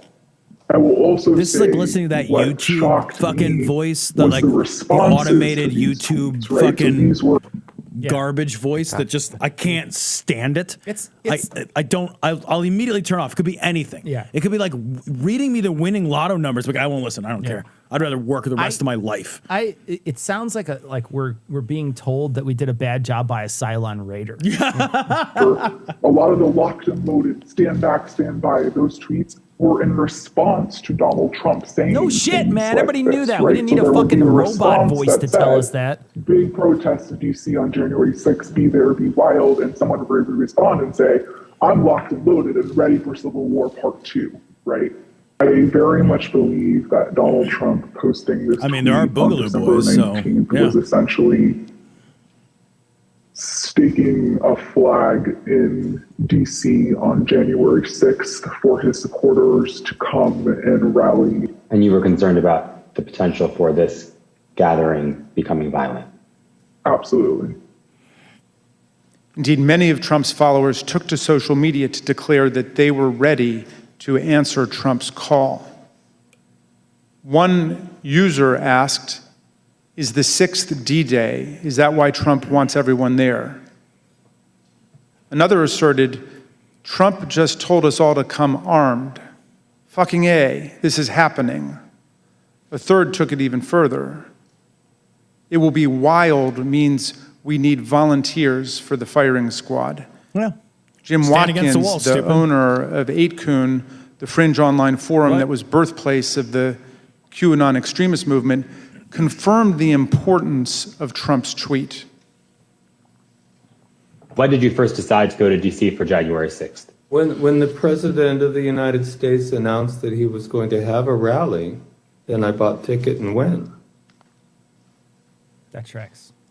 Watkins was at the Capitol on January 6th. Oh, Q was there? Some who have since been indicted for their That's fucking Q. involvement in the attack on the Capitol also responded. One of them posted on the 19th, quote, calling all patriots, be in Washington, D.C., January the 6th. This wasn't organized by any group. DJT has invited us, and it's going to be wild. Some of the online rhetoric turned openly homicidal and white nationalist, such as, why don't we just kill them, every last Democrat, down to the last man, woman, and child? And it's time for the day of the rope. White revolution is the only solution. Yikes. Others realized that police would be standing in the way of their effort to overturn the election. So one wrote, I'm ready to die for my beliefs. Are you ready to die, police? Another wrote on the Donald.win, cops don't have standing if they're laying on the ground in a pool of their own blood. Back the blue. The Donald.win was an openly racist and anti-Semitic forum. Oh. The Select Committee deposed that site's founder, Jody Williams. He confirmed how the president's tweet created a laser-like focus on the date of January the 6th. People have been talking about going to D.C. as soon as the election was over. And do you recall whether or not the conversation around those dates centered on the 6th after the president's tweet? Oh, sure. Yeah. I mean, after it was announced that, he was going to be there on the 6th to talk, yes. Then anything else was kind of shut out, and it was just going to be on the 6th. Okay. And that was pretty clearly reflected in the content on the site? Yeah, sure. On that site, many shared plans and violent threats. Bring him. You know you're not that fucking swift if you don't have a lawyer sitting next to you. Dude, I know. That dude is doing it on his own. Yep. He's fucking commandoing this shit. You're Hey, going in fucking bare balls on that? You're fucking raw dogging the Yikes. January 6th committee? Fucking Are you yikes. serious? Fucking what the fuck? That is not a smart fucking man right there. Nope. Holy shit. Unless like he was off to the side or something, but it didn't look like he was alone. I think he was just alone in his apartment. He looked like he was just a dude in his apartment with his weird fucking... I would never take that call without a fucking team of lawyers behind me. Even the 8kun guy had a lawyer. Right? Are you kidding me? Fucking Q hired a lawyer. What the fuck? Handcuffs Q hired an and wait attorney, near so it was Q&A. the tunnels, wrote one user. A commenter replied, suggesting zip ties instead. One post encouraged others to come with body armor, knuckles, shields, bats, pepper spray, whatever it takes. All of those were used on the 6th. The post concluded, join your local Proud Boys chapter as well. The Donald.win featured discussions of the tunnels beneath the Capitol complex, suggestions for targeting members of Congress, and encouragement to attend this once-in-a-lifetime event. While Trump supporters grew more aggressive online, he continued to rile up his base on Twitter. What's amazing is they didn't is that the Said there national was security overwhelming forces evidence weren't that the monitoring election this? was Get, the biggest scam They knew. in our They didn't do nation's anything about history. it. They didn't do anything. It's really As you can see, the president continued to boost the event, tweeting about it more than a dozen times in the lead up to January the 6th. Mr. Chairman, President Trump's tweet drew tens of thousands of Americans to Washington to form the angry crowd that would be transformed on January the 6th into a violent mob. Dr. Donnell Harvin, who was the chief of Homeland Security and Intelligence for D.C., told the committee how his team saw Trump's December 19th tweet unite violent groups across the spectrum on the far right. We got derogatory information from OSINT suggesting that some very, very violent individuals were organizing to come to D.C. And not only were they organizing to come to D.C., but they were these groups, these non-aligned groups were aligning. And so all the red flags went up at that point. You know, when you have armed militia, collaborating with white supremacy groups, collaborating with conspiracy theory groups online, all toward the common goal, you start seeing what we call in terrorism a blended ideology, and that's a very, very bad sign. Then when they were clearly across, not just across one platform, but across multiple platforms of these groups coordinating, not just like chatting, hey, how's it going? You know, what's the weather like where you're at? But like, what are you bringing? What are you wearing? Where do we meet up? Do you have plans for the Capitol? That's operational. That's like pre-operational intelligence, right? And that is something that's clearly alarming. Dude, if you're one of the cops that had to deal with this shit, and you know that everybody knew ahead of time, and they didn't provide you do anything. Enforcements, and like they didn't like put barricade, like you. Fucking out of my mind furious. So mad. And if you're in the Congress and you're like, yeah, we fucking barely escaped. We barely escaped with our lives. Well, you're going to hear a call here in a minute from one of the Congress people basically saying, we're not doing enough. The Proud Boys and the Oath Keepers are two key groups that responded immediately to President Trump's call. The Proud Boys are a far-right street-fighting group that glorifies violence and white supremacy. The Oath Keepers are extremists who promote a wide range of conspiracy theories and sought to act as a private paramilitary force for Donald Trump. The Department of Justice has charged leaders of both groups with seditious conspiracy to overthrow the government of the United States on January the 6th. Trump's December 19th tweet motivated these two extremist groups, which have historically not worked together, to coordinate their activities. December 19th at 10:22 a.m., just hours after President Trump's tweet, Kelly Meggs, the head of the Florida Oath Keepers, declared an alliance among the Oath Keepers, the Proud Boys, and the Florida Three Percenters, another militia group. He wrote, "We have decided to work together and shut this shit down." Phone records obtained by the Select Committee show that later that afternoon, Mr. Meggs called Proud Boys leader Enrique Tarrio, and they spoke for several minutes. The very next day, the Proud Boys got to work. The Proud Boys launched an encrypted chat called the Ministry of Self-Defense. The committee obtained hundreds of these messages, which show strategic and tactical planning about January the 6th, including maps of Washington, D.C. that pinpoint the location of police. In the weeks leading up to the attack, leaders in both the Proud Boys and the Oath Keepers worked with Trump allies. One such ally was Lieutenant General Michael Flynn, Trump's former national security advisor and one of the participants in the unhinged meeting at the White House on December 18th. He also had connections to the Oath Keepers.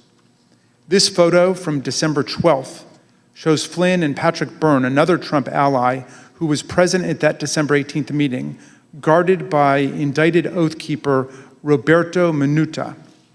Another view of the scene shows Oath Keepers leader Stuart Rhodes in the picture as well. Another central figure with ties to this network of extremist groups was Roger Stone, a political consultant and longtime confidant of President Trump. He pardoned both Flynn and Stone in the weeks between the election on November 3rd and January 6th. In the same time frame, Stone communicated with both the Proud Boys and the Oath Keepers regularly. The committee obtained encrypted content from a group chat called Friends of Stone, FOS, which included Stone, Rhodes, Tarrio, and Ali Alexander. The chat focused on various pro-Trump events in November and December of 2020, as well as January 6th. As you can see here, Stuart Rhodes himself urged the Friends of Stone to have people go to their state capitals if they cannot make it to Washington for the first Million MAGA March on November 14th. These friends of Roger Stone had a significant presence at multiple pro-Trump events after the election, including in Washington on December the 12th. On that day, Stuart Rhodes called for Donald Trump to invoke martial law, promising bloodshed if he did not. He needs to know from you that you are with him, that he does not do it now while he is commander-in-chief. We're going to have to do it ourselves later in a much more desperate, much more bloody war. Let's get it on now while he is still the commander-in-chief. Hooah! That night, the Proud Boys engaged in violence on the streets of Washington and hurled aggressive insults at the police. Sedition. You oath breakers! Do your fucking job! They are. Give us 1 hour! 1 hour! Just the previous night, the co-host of InfoWars issued an ominous warning at a rally alongside Roger Stone and Proud Boys leader Enrique Tarrio.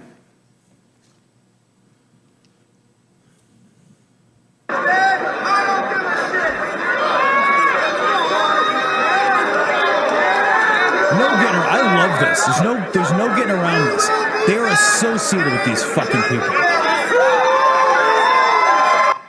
Yep. They're all encrypted chats obtained by the Select Committee showed that Kelly Meggs, the indicted leader of the Florida Oath Keepers, spoke directly with Roger Stone about security on January 5th and 6th. I'm going to get a pardon for this. In fact, on January 6th, Stone was guarded by 2 Oath Keepers who have since been criminally indicted for seditious conspiracy. One of them later pleaded guilty, and according to the Department of Justice, admitted that the Oath Keepers were ready to use, quote, lethal force if necessary against anyone who tried to remove President Trump from the White House, including the National Guard. As we've seen, the Proud Boys were also part of the Friends of Stone network.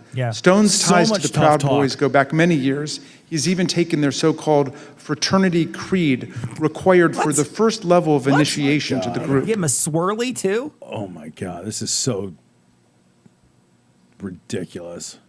This is so fucking frat boy hazing. Hi, I'm Roger Stone. I'm a Western chauvinist. I refuse to apologize for creating a modern world. Thank you, Roger. Kelly Sorrell, a lawyer who assists the Oath Keepers and a volunteer lawyer for the Trump campaign, explained to the committee how Roger Stone and other figures brought extremists of different stripes and views together. Fuck you. You mentioned that Mr. Stone wanted to start the Stop the Steal series of rallies. Who did you consider the leader of these rallies? It sounds like, from what you just said, it was Mr. Stone, Mr. Jones, and Mr. Ali Alexander. Is that correct? Those are the ones that became like the center point for everything. We'll learn more from Ms. Murphy about these individuals and their involvement in the days leading up to the violent attack on January 6th. We'll also hear how they were allowed to speak at a rally for President Trump the night before January 6th, even though organizers had expressed serious concerns about their violent and extremist rhetoric directly to Mark Meadows. And you'll hear testimony from White House aides who were with the president as he watched the crowd from the Oval Office and will testify about how excited he was for the following day. Let me note now that our investigation continues on these critical issues. We have only shown a small fraction of what we have found. I look forward to the public release of more of our findings later, Mr. Chairman, and I now yield back. Gentleman yields back. Chair recognizes the gentlewoman from Florida, Ms. Murphy. During our most recent hearing, the committee showed some evidence of what President Trump, Chief of Staff Mark Meadows, and other White House officials knew about the potential for violence on January 6th. And despite this information, they made no effort to cancel the rally, halt the march to the Capitol, or even to lower the temperature among President Trump's supporters. Katrina Pearson, one of the organizers of January 6th rally and a former campaign spokeswoman for President Trump, grew increasingly apprehensive after learning that multiple activists had been proposed as speakers for the January 6th rally. These included some of the people we discussed earlier in this hearing: Roger Stone, a longtime outside advisor to President Trump. Alex Jones, the founder of the conspiracy theory website InfoWars, and Ali Alexander, an activist known for his violent political rhetoric. On December 30th, Ms. Pearson exchanged text messages with another key rally organizer about why people like Mr. Alexander and Mr. Jones were being suggested as speakers at the president's rally on January 6th. Ms. Pearson's explanation was POTUS, and she remarked that the president likes the crazies. The committee asked Ms. Pearson about these messages, and this is what she said. So when you said that he likes the crazies, were you talking about President Trump? Yes, I was talking about President Trump. He loved people who viciously defended him in public. But consistent in terms of the support for these people, at least with what the president likes, from what you could tell. Yes, the people that would be very, very vicious and publicly defending him. On January 2nd, Ms. Pearson's concerns about the potential rally speakers had grown serious enough that she reached out to Mr. Meadows directly. She wrote, "Good afternoon. Would you mind giving me a call regarding this January 6th event? Things have gotten crazy and I desperately need some direction, please." According to phone records obtained by the committee, Ms. Pearson received a phone call from Mr. Meadows 8 minutes later. Here is what Ms. Pearson said about that conversation. This is great. The So what timeline specifically is so did you good. tell him, though, about other events? Just that there were a bunch of entities coming in. Some were very suspect, but they're going to be on other stages, some on other days. A very, very brief overview of what was actually happening and why I raised the red flags. And when you told him that people were very suspect, what did you tell him what you meant by that? Or what did you convey to him about what your the problems with these folks? I think I even texted him some of my concerns, but I did briefly go over some of the concerns that I had raised to everybody with Alex Jones or Ali Alexander and some of the rhetoric that they were doing. I probably mentioned to him that they had already caused trouble at other capitals or at the previous event, the previous march that they did for protesting, and I just had a concern about it. Ms. Pearson was especially concerned about Ali Alexander and Alex Jones because in November 2020, both men and some of their supporters had entered the Georgia state capitol to protest the results of the 2020 election. Ms. Pearson believed that she mentioned this to Mark Meadows on this January 2nd call. Notably, January 2nd is the same day on which, according to Cassidy Hutchinson, Mr. Meadows warned her of that things might get real bad on January 6th. After her January 2nd call with Mr. Meadows, Katrina Pearson sent an email to fellow rally organizers. She wrote, "POTUS expectations are to have something intimate at the Ellipse and call on everyone to Like a march nice to the candlelit dinner. President's own documents Violinist. suggest that the president had decided to call on his supporters to go to the Capitol on January 6th, but that he chose not to widely announce it until his speech on the Ellipse that morning." Look at that. The committee has obtained this draft, undated tweet from the National Archives. It includes a stamp stating, "President has seen." The draft tweet reads, "I will be making a big speech at 10 a.m. on January 6th at the Ellipse, south of the White House. Please arrive early. Massive crowds expected. March to the Capitol after. Stop the steal." Although this tweet was never sent, rally organizers were discussing and preparing for the march to the Capitol in the days leading up to January 6th. Yeah, This is a January 4th except text for the message fucking from a rally defenders of the organizer Capitol. to Mike Lindell, the MyPillow CEO. Yikes. The organizer says, "This stays between us. We're having a second stage at the Supreme Court again after the Ellipse. POTUS is going to have us march there / the Capitol. It cannot get out about the second stage because people will try and set up another and sabotage it. It can also not get out about the march because I will be in trouble with the National Park Service and all the agencies. But POTUS is going to just call for it, quote, unexpectedly."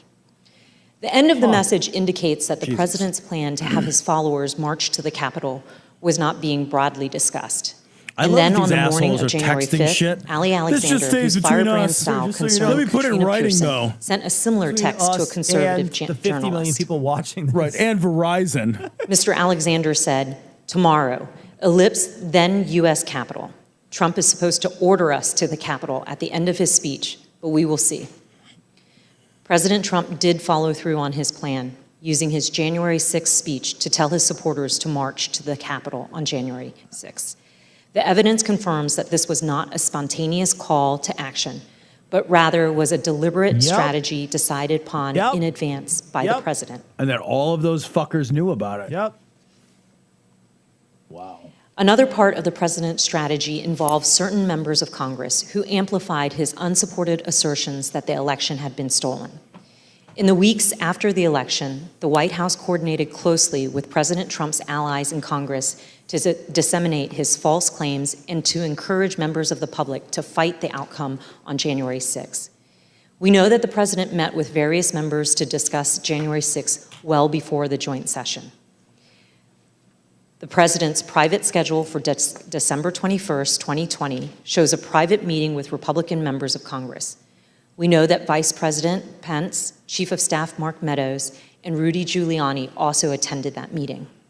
We obtained an email that was sent from Congressman Mo Brooks of Alabama to Mark Meadows setting up that meeting. The subject line is White House meeting December 21st regarding January 6th.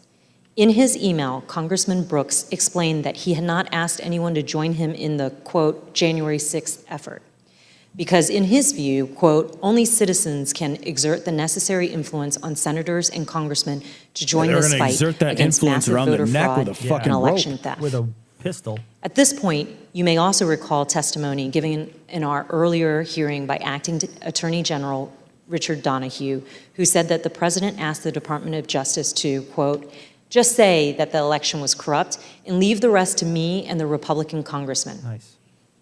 According to White House visitor logs obtained by the committee, members of Congress present at the White House on December 21st included Congressman Brian Babin, Andy Biggs, Matt Gaetz, Louis Gohmert, Paul Gosar, Andy Harris, Jody Heiss, Jim Jordan, and Scott Perry. Jim Jordan. Fuck all of you. Then Congresswoman-elect Marjorie Taylor Greene was also there.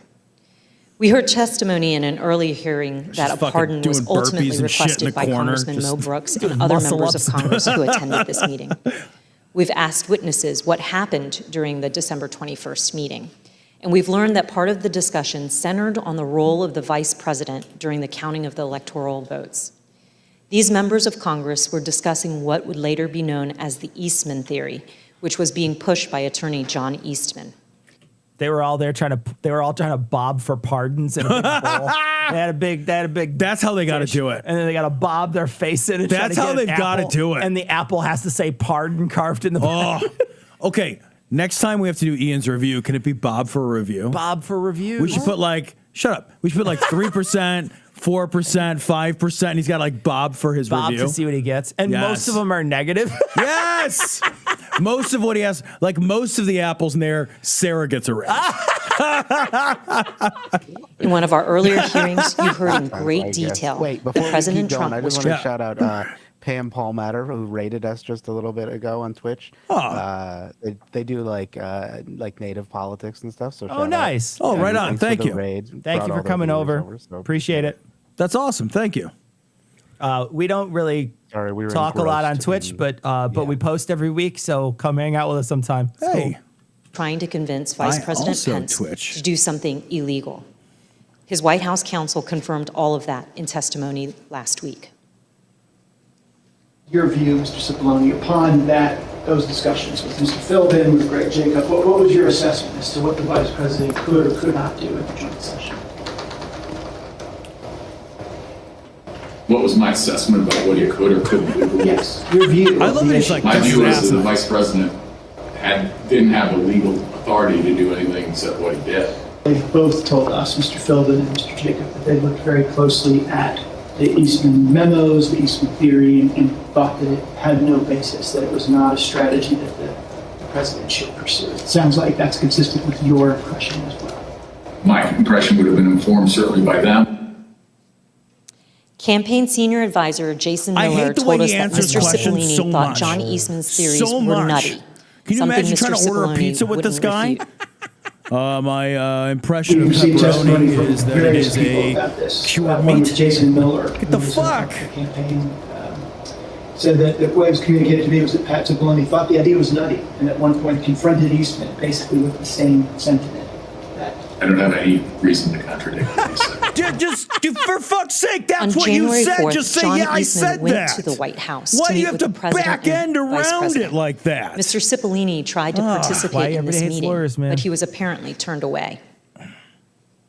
You didn't go to the meeting in the Oval Office where Eastman met with the president and with the vice president. Do you remember why you didn't personally attend? I did walk to that meeting, and I did go into the Oval Office with the idea of attending that meeting. But Candy Crush dropped a new level that day. You know. Why not? The reasons for that are privilege. Okay. Were you asked to not attend the meeting, or did you make a personal decision not to attend the meeting? Again, without getting into privilege.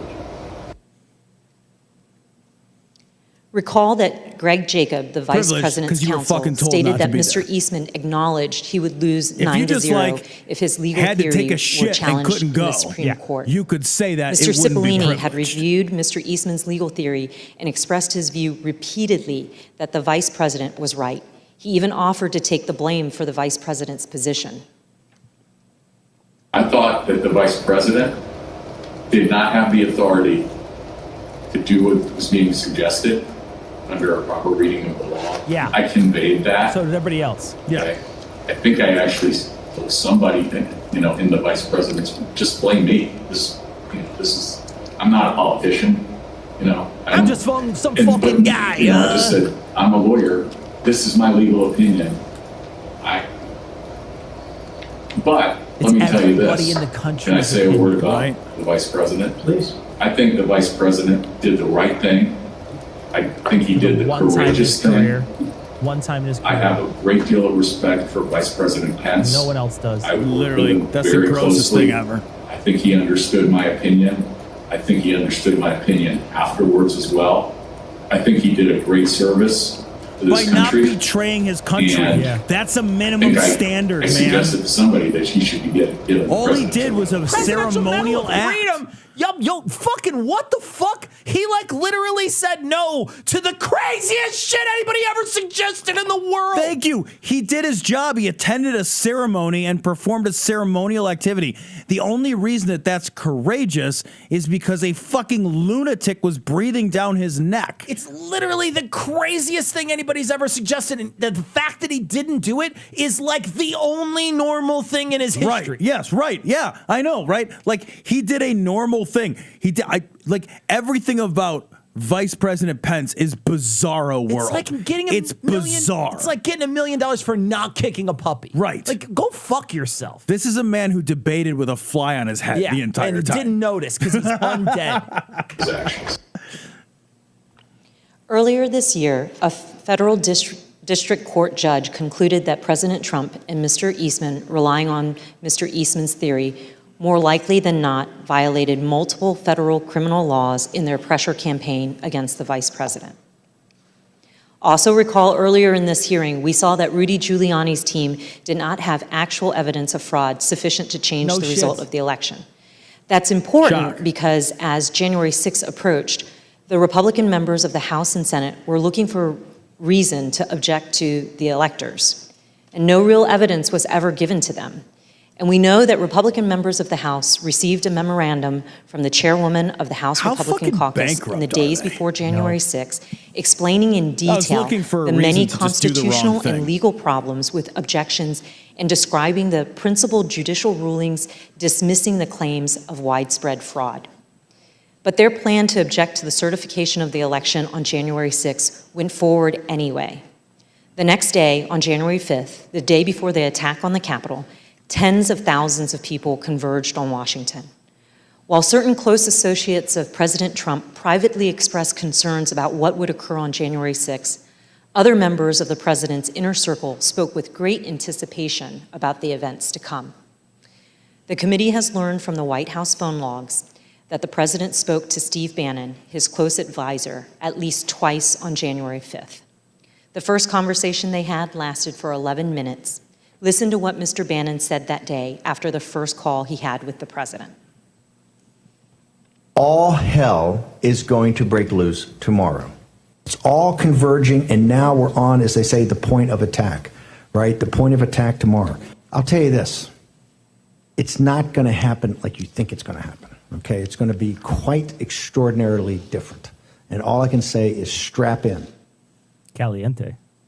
From those same Nothing phone logs, about we Bannon know is that the caliente. president and Mr. Bannon spoke again on the phone that evening, He looks this time for diseased. 6 minutes. Like he's going to That same fall day, on the apart. eve Like of January if his 6th. ear fell off while he was talking, like I wouldn't bat an eye. Like I am expecting bits of him to just flake fall off. apart eventually. Supporters of President Trump gathered in Washington, D.C. at another rally. This rally was held at Freedom Plaza, which is located near the White House, and featured some of the speakers who Katrina Pearson and others deemed too extreme to share the stage with the president the next morning. And as this rally was underway, the president asked members of his staff to come to the Oval Office. Let's hear from the White House aides who were in the Oval Office that night. I was in the office, in the Oval Office, and he had asked me to open the door so that he could hear. I guess there was a concert or or something going on. Did he say anything other than just open the door? He made a comment. I don't remember specifically what he said, but there's a lot of energy. When we walked in, the staff was kind of standing up and assembled along the wall, and the president was at the desk, and Dan Scavino was on the couch, and the president was dictating a tweet that he wanted Scavino to send out. Then the president started talking about the rally the next day.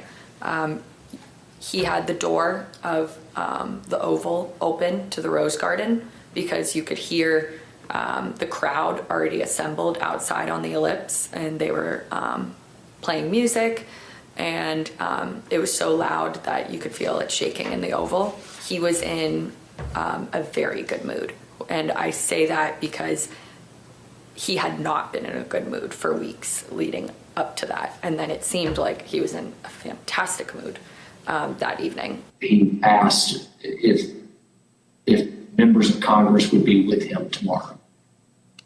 And what did you understand by meaning voting in his favor as opposed to physically with him or anything like that? Yeah, I took that to mean not voting to certify the election. That guy should consider Then parting his hair. He did look to the staff and It's not ask fucking for, severe enough. ideas of how, if I recall, he said that we could make the rhinos do the right thing, is the way he phrased it. And no one spoke up initially because I think everyone was trying to process what that he meant by that. The president was making notes then, talking then about we should go up to the Capitol. What's the best route to go to the Capitol? I said, look at you should focus on policy accomplishments. I didn't mention it. What was his response? He acknowledged that and said we've had a lot, something along those lines. And then he fairly quickly moved to how fired up the crowd was going to be. And what did he say about it? Just that they were fired up, they were angry, they feel like the election has been stolen, that the election was rigged. Did he give any indication of how he knew that the crowd was fired up or angry? He continued to reference being able to hear them outside. Through the open door of the Oval Office, the president could hear the sound of the crowd and the music at the rally at the Freedom Plaza. And these are some of the things that they were saying there at the plaza, just blocks from where the president sat that evening, excited for the next day. This is nothing less than an epic struggle for the future of this country between dark and light. Dick Tracy. Between the godly and the godless. Is he like a between good and evil. And we will win this fight or America would step off into 1,000 years of darkness. Tomorrow, all that fucking biblical apocalypticism. The American people that are standing on the soil that we are standing on tonight, and they're going to be standing on this soil tomorrow, this is soil that we have fought for, and we will fight for in the future. The members of Congress, the members of the House of Representatives, the members of the United States Senate, those of you who are feeling weak tonight, those of you that don't have the moral fiber in your body, get some tonight, because tomorrow we the people are going to be here, and we want you to know that we will not stand for a lie. We will not stand for a lie. I want them to know that 1776 is always an option.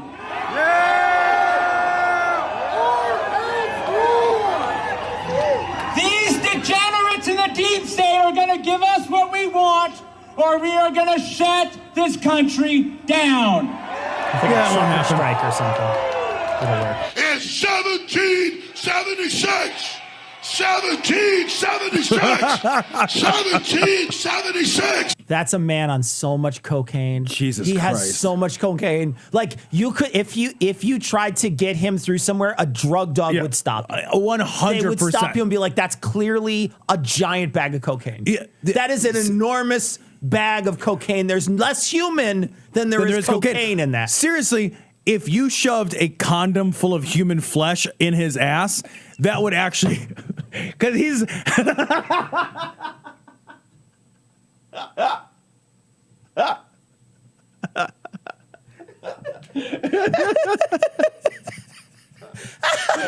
And then he's muling humans. He's muling it. It'd be the only human thing in him. That's it. So That's much it. cocaine. He's 100% He's cocaine. like pure cocaine. He's if like, it rains, he'll melt. It's like fucking Walter White has got test tubes and he's making Alex Jones. Amazing. 1776. So high. Oh, he's exhausted. He's At also, 5:05 you guys, he PM. ran himself out of breath with that chant. He yelled 1776 6 times and he fucking skips his cardio. He's like, fuck. I need a minute. Wouldn't it be great if that voice was fake? If that was just a stage voice, and his real voice was like some like real like demure. Oh, I know, yeah. And he was just like all the time like. He's like a death metal singer. screamer. Yeah. As the Freedom Plaza rally was underway just blocks away, President Trump tweeted, "Washington is being inundated with people who don't want to see an election victory stolen by emboldened radical left Democrats. Our country has had enough. They won't take it anymore." To the crowds gathering in D.C., he added, "We hear you and love you from the Oval Office." The committee has learned that on January 5th, there were serious concerns at Twitter about the anticipated violence the next day. Listen to what the Twitter witness told us about their desperate efforts to get Twitter to do something. What was your gut feeling on the night of January 5th? Oh, good. I believe I sent a Slack message to someone that said something along the lines of, when Slack is that thing that Ian never reads, right? Is that what that is? people are shooting each other tomorrow, I will try and rest in the knowledge that we tried. You did nothing, and Twitter. So I went to, I don't know that I slept that night, to be honest with you. A day after, too. Yeah. They didn't do it right away. What do you mean you'll rest with the knowledge? You did nothing. You did literally nothing. Pins and needles. Because again, for months, I had been begging and anticipating and attempting to raise the reality that if we made no intervention into what I saw occurring, people were going to die. And we still did nothing. But I think he's saying he tried, and people at Twitter wouldn't listen. People tried, but nobody could do anything because they were just like, and they're 'Cause saying he's just not empowered, probably at Twitter. Well, no, it's getting them clicks. They wanted the clicks. No intervention was coming. And even as hard as I had tried to create one or implement one, there was nothing, and we were we were at the whims and the mercy of a violent crowd that was locked and loaded. Okay, they were just locked and for loaded, the but they were record, also this was standing by and content standing that back. was echoing statements by the former president, but also Proud Boys and other known violent extremist groups. Yeah. There were also concerns among members of Congress. We have a recently released recording of a conversation that took place among Republican members in the U.S. Capitol on the eve of January 6th. This is Republican Congresswoman Debbie Lesko from Arizona, who led some of the unfounded objections to the election results. I also asked leadership to come up with a safety plan for members. I'm actually very concerned about this because we have who knows how many hundreds of thousands of people coming here. We have Antifa. We also have, quite honestly, Trump supporters who actually believe that we are going to overturn the election. And because that's what we led them on to believe that we were going to do. You so worked we for whipped that, these people lady. up. Protect me. I whipped these people up into a frenzy. I didn't realize what I was doing. Fuck They you. actually believe what we Fuck told them. when that doesn't happen, most likely will not happen. No, it won't happen. They are going to go nuts. Imagine that. That's your constituency. They voted for you, dummy. You whipped them up. That same evening, as President Trump listened to the rally from the Oval Office, he was also working on his speech to be delivered the next day. And based on I'm not documents, going to lie. we've- I kind of wish they'd caught a few of these Republican lawmakers. I know.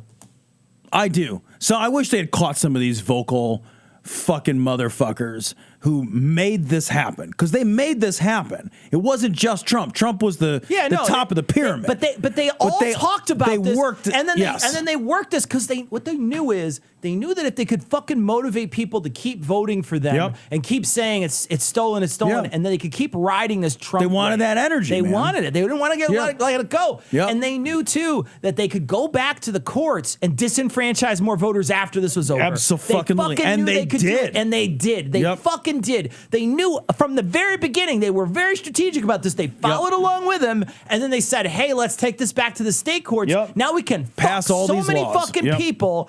Basically, we can fuck them." And that's what they did. And they fucking did it, and they knew what they were doing. Received from the National Archives, including multiple drafts of the president's speech, as well as from witness testimony, we understand how that speech devolved into a call to action and a call to fight.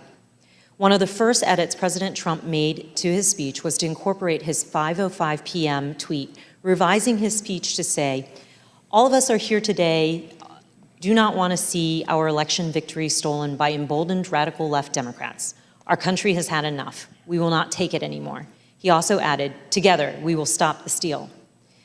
President Trump's edits continued into the morning of January 6th. And as you can see from the president's daily diary here, the president spoke to his chief speechwriter, Stephen Miller, for over 25 minutes that morning.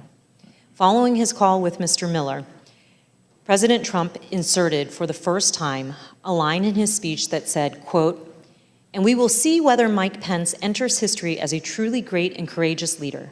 All he has to do is refer the illegally submitted electoral votes back to the states that were given false and fraudulent information where they want to recertify."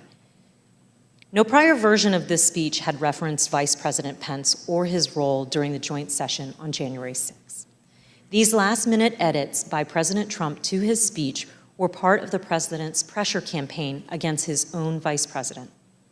But not everyone wanted these lines regarding the vice president included in the president's speech, including White House lawyer Eric Herschel. Including the vice president. Yeah. Did you ever speak to anybody in the White House at the time about this disagreement between the president and the vice president, other than the president, based on the objection from your counsel?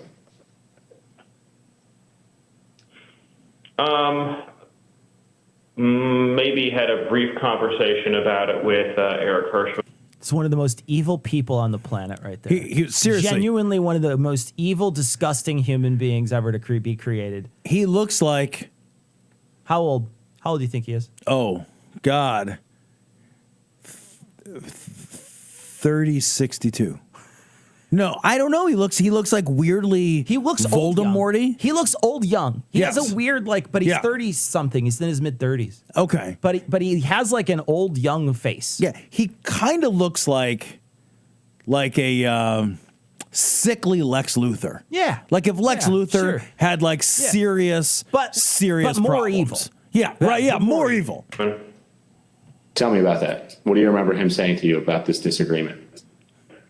I just remember him saying that that he had a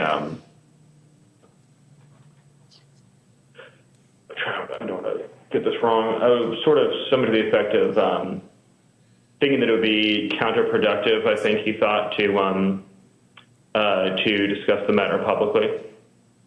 So it came up in the context of editing the president's speech on January the 6th. It just came up with the conversation where Eric knew it was in the speech, and so he had a sidebar with me about it. So yes, that's about editing the context So of the the speech. speechwriters Jesus, took say that yes. advice and removed the lines about Vice President Pence. And later that morning at 11:20 a.m., President Trump had a phone call with the vice president. And as the committee detailed in an earlier hearing, that phone call was, by all accounts, tense and heated. During this call, the vice president told the president that he would not attempt to change the outcome of the election. In response, the president called the vice president of the United States a wimp and other derogatory words. As you can see in this email, after Vice President Pence told President Trump that he would not unilaterally deliver him a second term in office, the speechwriters were directed to reinsert the Mike Pence lines. Here's how one of the speechwriters described President Trump's last-minute change to the speech. And as I recall, there was a very tough sentence about the vice president that was added. President Trump wanted to use his speech to attack Vice President Pence in front of a crowd of thousands of angry supporters who had been led to believe the election was stolen. When President Trump arrived at the Ellipse to deliver his speech, he was still worked up from his call with Vice President Pence. And although Ivanka Trump would not say so, her chief of staff gave the committee some insight into the president's frustration. It's been reported that you ultimately decided to attend the rally because you hoped that you would calm the president and keep the event on an even keel. Is that accurate? No, I don't know who said that or where that came from. What did she share with you about why it was concerning that her father was upset or agitated after that call with Vice President Pence in relation to the Ellipse rally? Why did that matter? Why did he have to be calmed down, I should say? Well, she shared that he had called the vice president a not an expletive word. I think that bothered her, and I think she could tell based on the conversations and what was going on in the office that he was angry and upset, and people were providing misinformation. And she felt like she might be able to help calm this situation down, at least before he went on to stage. The president did go on stage, and then he gave the speech that he wanted to give. It included the formal changes he had requested the night before and in that morning, but also many important last-minute ad-lib changes. A single scripted reference in the speech to Mike Pence became 8. A single scripted reference to rallygoers marching to the Capitol became 4, with President Trump ad-libbing that he would be joining the protesters at the Capitol. Gotcha. Added throughout his speech were references to fighting and the need for people to have courage and to be strong. The word peacefully was in the staff-written script and used only once. Here are some of these ad-lib changes that the president made to his speech. Gotcha. Because you'll never take back our country with weakness. You have to show strength and you have to be strong. So I hope Mike has the courage to do what he has to do. And I hope he doesn't listen to the rhinos and the stupid people that he's listening to. We fight like hell, And if you don't fight like hell, you're not going to have a country anymore. But we're going to try and give our Republicans, the weak ones, because the strong ones don't need any of our help, we're going to try and give them the kind of pride and boldness that they need to take back our country. So let's walk down Pennsylvania Avenue. White House counsel Pat Cipollone and his deputy did not attend the speech, and they were concerned that the statements in the speech about the election were false. In fact, the message that President Trump delivered that day was built on a foundation. But they didn't say anything before then. And they didn't go to the press, and they didn't quit their jobs, and they didn't call for help and backup. They were concerned, though. They didn't do shit. Their concern was enough for the country. Fuck them. I want them all in jail. I want them all in jail. Reporters that the election was stolen. He stoked their anger. He called for them to fight for him. He directed them to the U.S. Capitol. He told them he would join them. And his supporters believed him, and many headed towards the Capitol. As a result, people died. People were injured. Many of his supporters' lives will never be the same. President Trump's former campaign manager, Brad Parscale, recognized the impact of the speech immediately. And this is what he said on January 6 in excerpts from text messages to Katrina Pearson. Mr. Parscale said, quote, "This is about Trump pushing for uncertainty in our country, a sitting president asking for civil war." And then when he said, "This week I feel guilty for helping him win," Katrina Pearson responded, "You did what you felt right at the time, and therefore it was right." Mr. Parscale added, "Yeah, but a woman is dead. And yeah, if I was Trump and I knew my rhetoric killed someone." When Ms. Pearson replied, "It wasn't the rhetoric," Mr. Parscale said, "Katrina, yes, it was." Thank you, Mr. Chairman. I yield back. Fucking boom. Unbelievable. Gentlelady yields back. We're joined today. Okay, so I'm not going to watch these two guys. These are two guys who basically, here's what they basically say. And you can watch it if you want. It's on the January 6th website. Go ahead and watch it. They basically get around to saying, and the guy says basically all the time, so I'm going to say basically a few times. But they basically say this.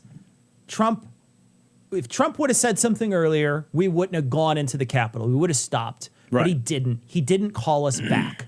That's pretty much what they say. It takes them a long time to get there. They sort of explain who they are. One guy sort of was with the Proud Boys, I think, or the Oath Keepers, and was involved with them. And the other one just came to January 6th just to go. He was one of them made it inside the Capitol itself. But they are pretty much saying, I wouldn't have done this if I wasn't told a lie by the president of the United States, and two, if he would have said stop doing it, I would have stopped doing it. That's essentially what they say. If you want to watch it, go watch it. It's late. We want to watch the last few minutes of this. This is the last minute or so. I want to hear Cheney's last bit because I think it's important. I'm always fast forwarding to the ends of these things. Get the money shot and move on.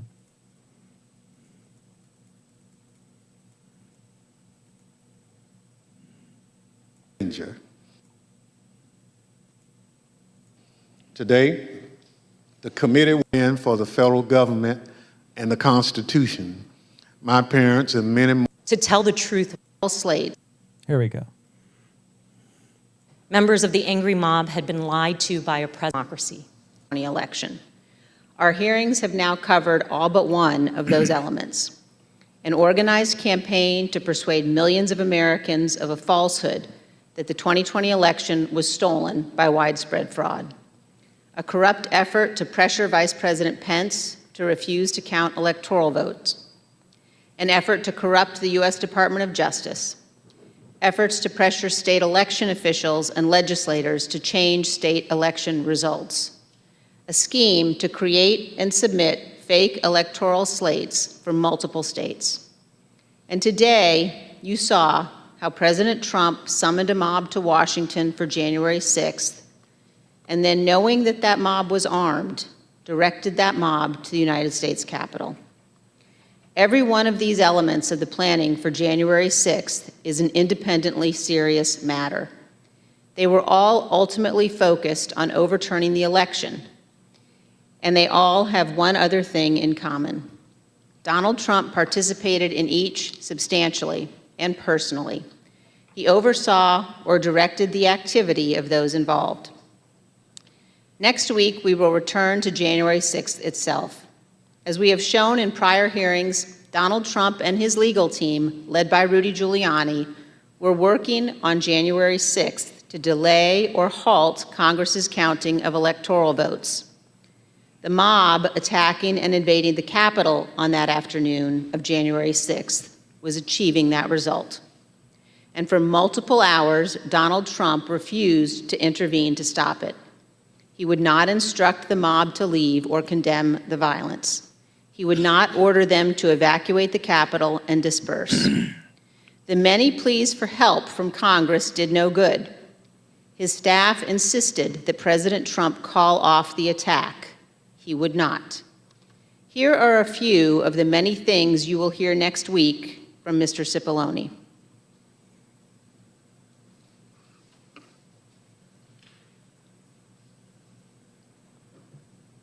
Got to read it. Is that right? I was, and others who were as well. Was it necessary for you to continue to push for a statement directing people to leave all the way through that period of time until it was ultimately issued after? I felt it was my obligation to continue to push for that, and others felt it was their obligation as well. Would it have been possible at any moment for the president to walk down to the podium in the briefing room and talk to the nation at any time between when you first gave him that advice at 2 o'clock and 4:17 when the video statement went out? Would that have been possible? Would it have been possible? Yes. Yes, it would have been possible. And you will hear that Donald Trump never picked up the phone that day to order his administration to help. This is not ambiguous. He did not call the military. His Secretary of Defense received no order. He did not call his Attorney General. He did not talk to the Department of Homeland Security. Mike Pence did all of those things. Donald Trump did not. We will walk through the events of January 6th next week, minute by minute. And one more item. After our last hearing, President Trump tried to call a witness in our investigation, a witness you have not yet seen in these hearings. What? That person declined to answer or respond to President Trump's call and instead alerted their lawyer to the call. Their lawyer alerted us. And this committee has supplied that information to the Department of Justice. Let me say one more time, we will take any effort to influence witness testimony very seriously. Thank you, Mr. Chairman. I yield back. Boom. Boom. Go to I want to see that motherfucker in size triple fucking X orange. Just calling somebody doesn't necessarily mean you're doing that, but I love that she's basically saying, don't do that again. I know think who these people are. No, I don't think that they can put him away for that. Yeah, I don't think you can. I don't think. I don't know, man. I don't think so. I don't think so. Especially if they haven't mentioned who it is yet. Yeah, I don't know. I don't know. I don't think so. Like it feels like witness tampering. It does. To anybody else, it would be. Yeah. I think to any other person on the planet, it would be. I just think that for him, their standards are a little different. Yeah, I think so. Yeah, you're probably right. You're probably right. I don't know that they'll ever arrest him. And I was sitting here trying to think, do you arrest him before the midterms or after? Yeah. I don't know. We'll see what the Justice if he's going to, The Justice Department is moving on some stuff because they see some shit and they did some raids on people's houses and stole some. They got some phones and shit, and computers. So they've been doing some stuff. So who knows what's going to happen? Man. So we skipped a piece. Go watch it yourself. Enjoy the Proud Boy and the other guy. Thank you, Ian. I appreciate it. Those are not upside down, but we'll give it to you. We'll allow it. The pentagrams are behind. Look, they're up in the corner. Oh, you're right. Pentagram. You are right. You're right. That's not terrible, Ian. It's not bad. It's not. But can you put it? Can you put pretty good. Like a smiling Satan face behind it next time? Ian is just like, what do you want me to make on the fly? He did a great job. Everybody, look at that. Everybody, look at what he just made on the fly. What do we give you? What do we say in chat to appreciate you, Ian? What would we say? An F in chat to pay respects to Ian? F in chat. F in chat, guys, to pay respects for Ian. Ian did a good job. Everybody give him an F in chat. Big F for Ian, okay? And if I you would say give Ian an F. You, that's okay too. If I were grading Ian, I would give Ian an F. So that makes sense. Raise for Ian, no. Ban that person. Whoever said raise for Ian, ban that person, Ian. Oh, I can't. Ban him. Fast. Ian, do we have any super chats? We do. So we have one from Baron von Krogs. Excellence in podcasting. Bravo. Thank you very much. Thank you, Baron. From K. Your Excellency. Heel. Yeah. I resent Trump for making me praise a Cheney. Yeah. Yes. Me too, man. Thank you. Me too. Thank you. From Jeremiah Snoop, actually two. First one is Orange on Orange, baby. And do you think Trump will be indicted? Yeah, we're not sure. We I talked don't know. about it. We don't think so. I don't know. Love to see it, though. I would And love also, it. we got a super chat from the Smiling. So thank you very much. Thank you. Awesome. Thank you, guys. everybody. Thanks for watching. We got one more bit of show, so we got to bounce, guys. We got a little Late tiny bit night. of show to record. It's late night. Next week, though, they said there's going to be a hearing, so expect another one of these next week, guys, if we can swing it. All right? So take care. Have a great week, and we'll see you next week. Take care, guys. Bye, everybody. Thank you. Long. Thanks for joining us for so long. We appreciate it, everybody. Ian, nice job on that. Ian, thing. thank you, man. did a Long good streams. job. A long stream and a good job on that thing. That thing, that's amazing Looks that you just great. put that together like on the fly. Looks great. We're going to deduct your pay for that. Okay. Did you see Ivana Trump died? Yeah, we saw. Yeah. Yeah, I mean, like she's 73. I thought. Yeah, they she's said. not a young lady. Yeah. So, but yeah. Oh well. That happened. Oh well. Yeah. Bye, everybody. Bye, guys.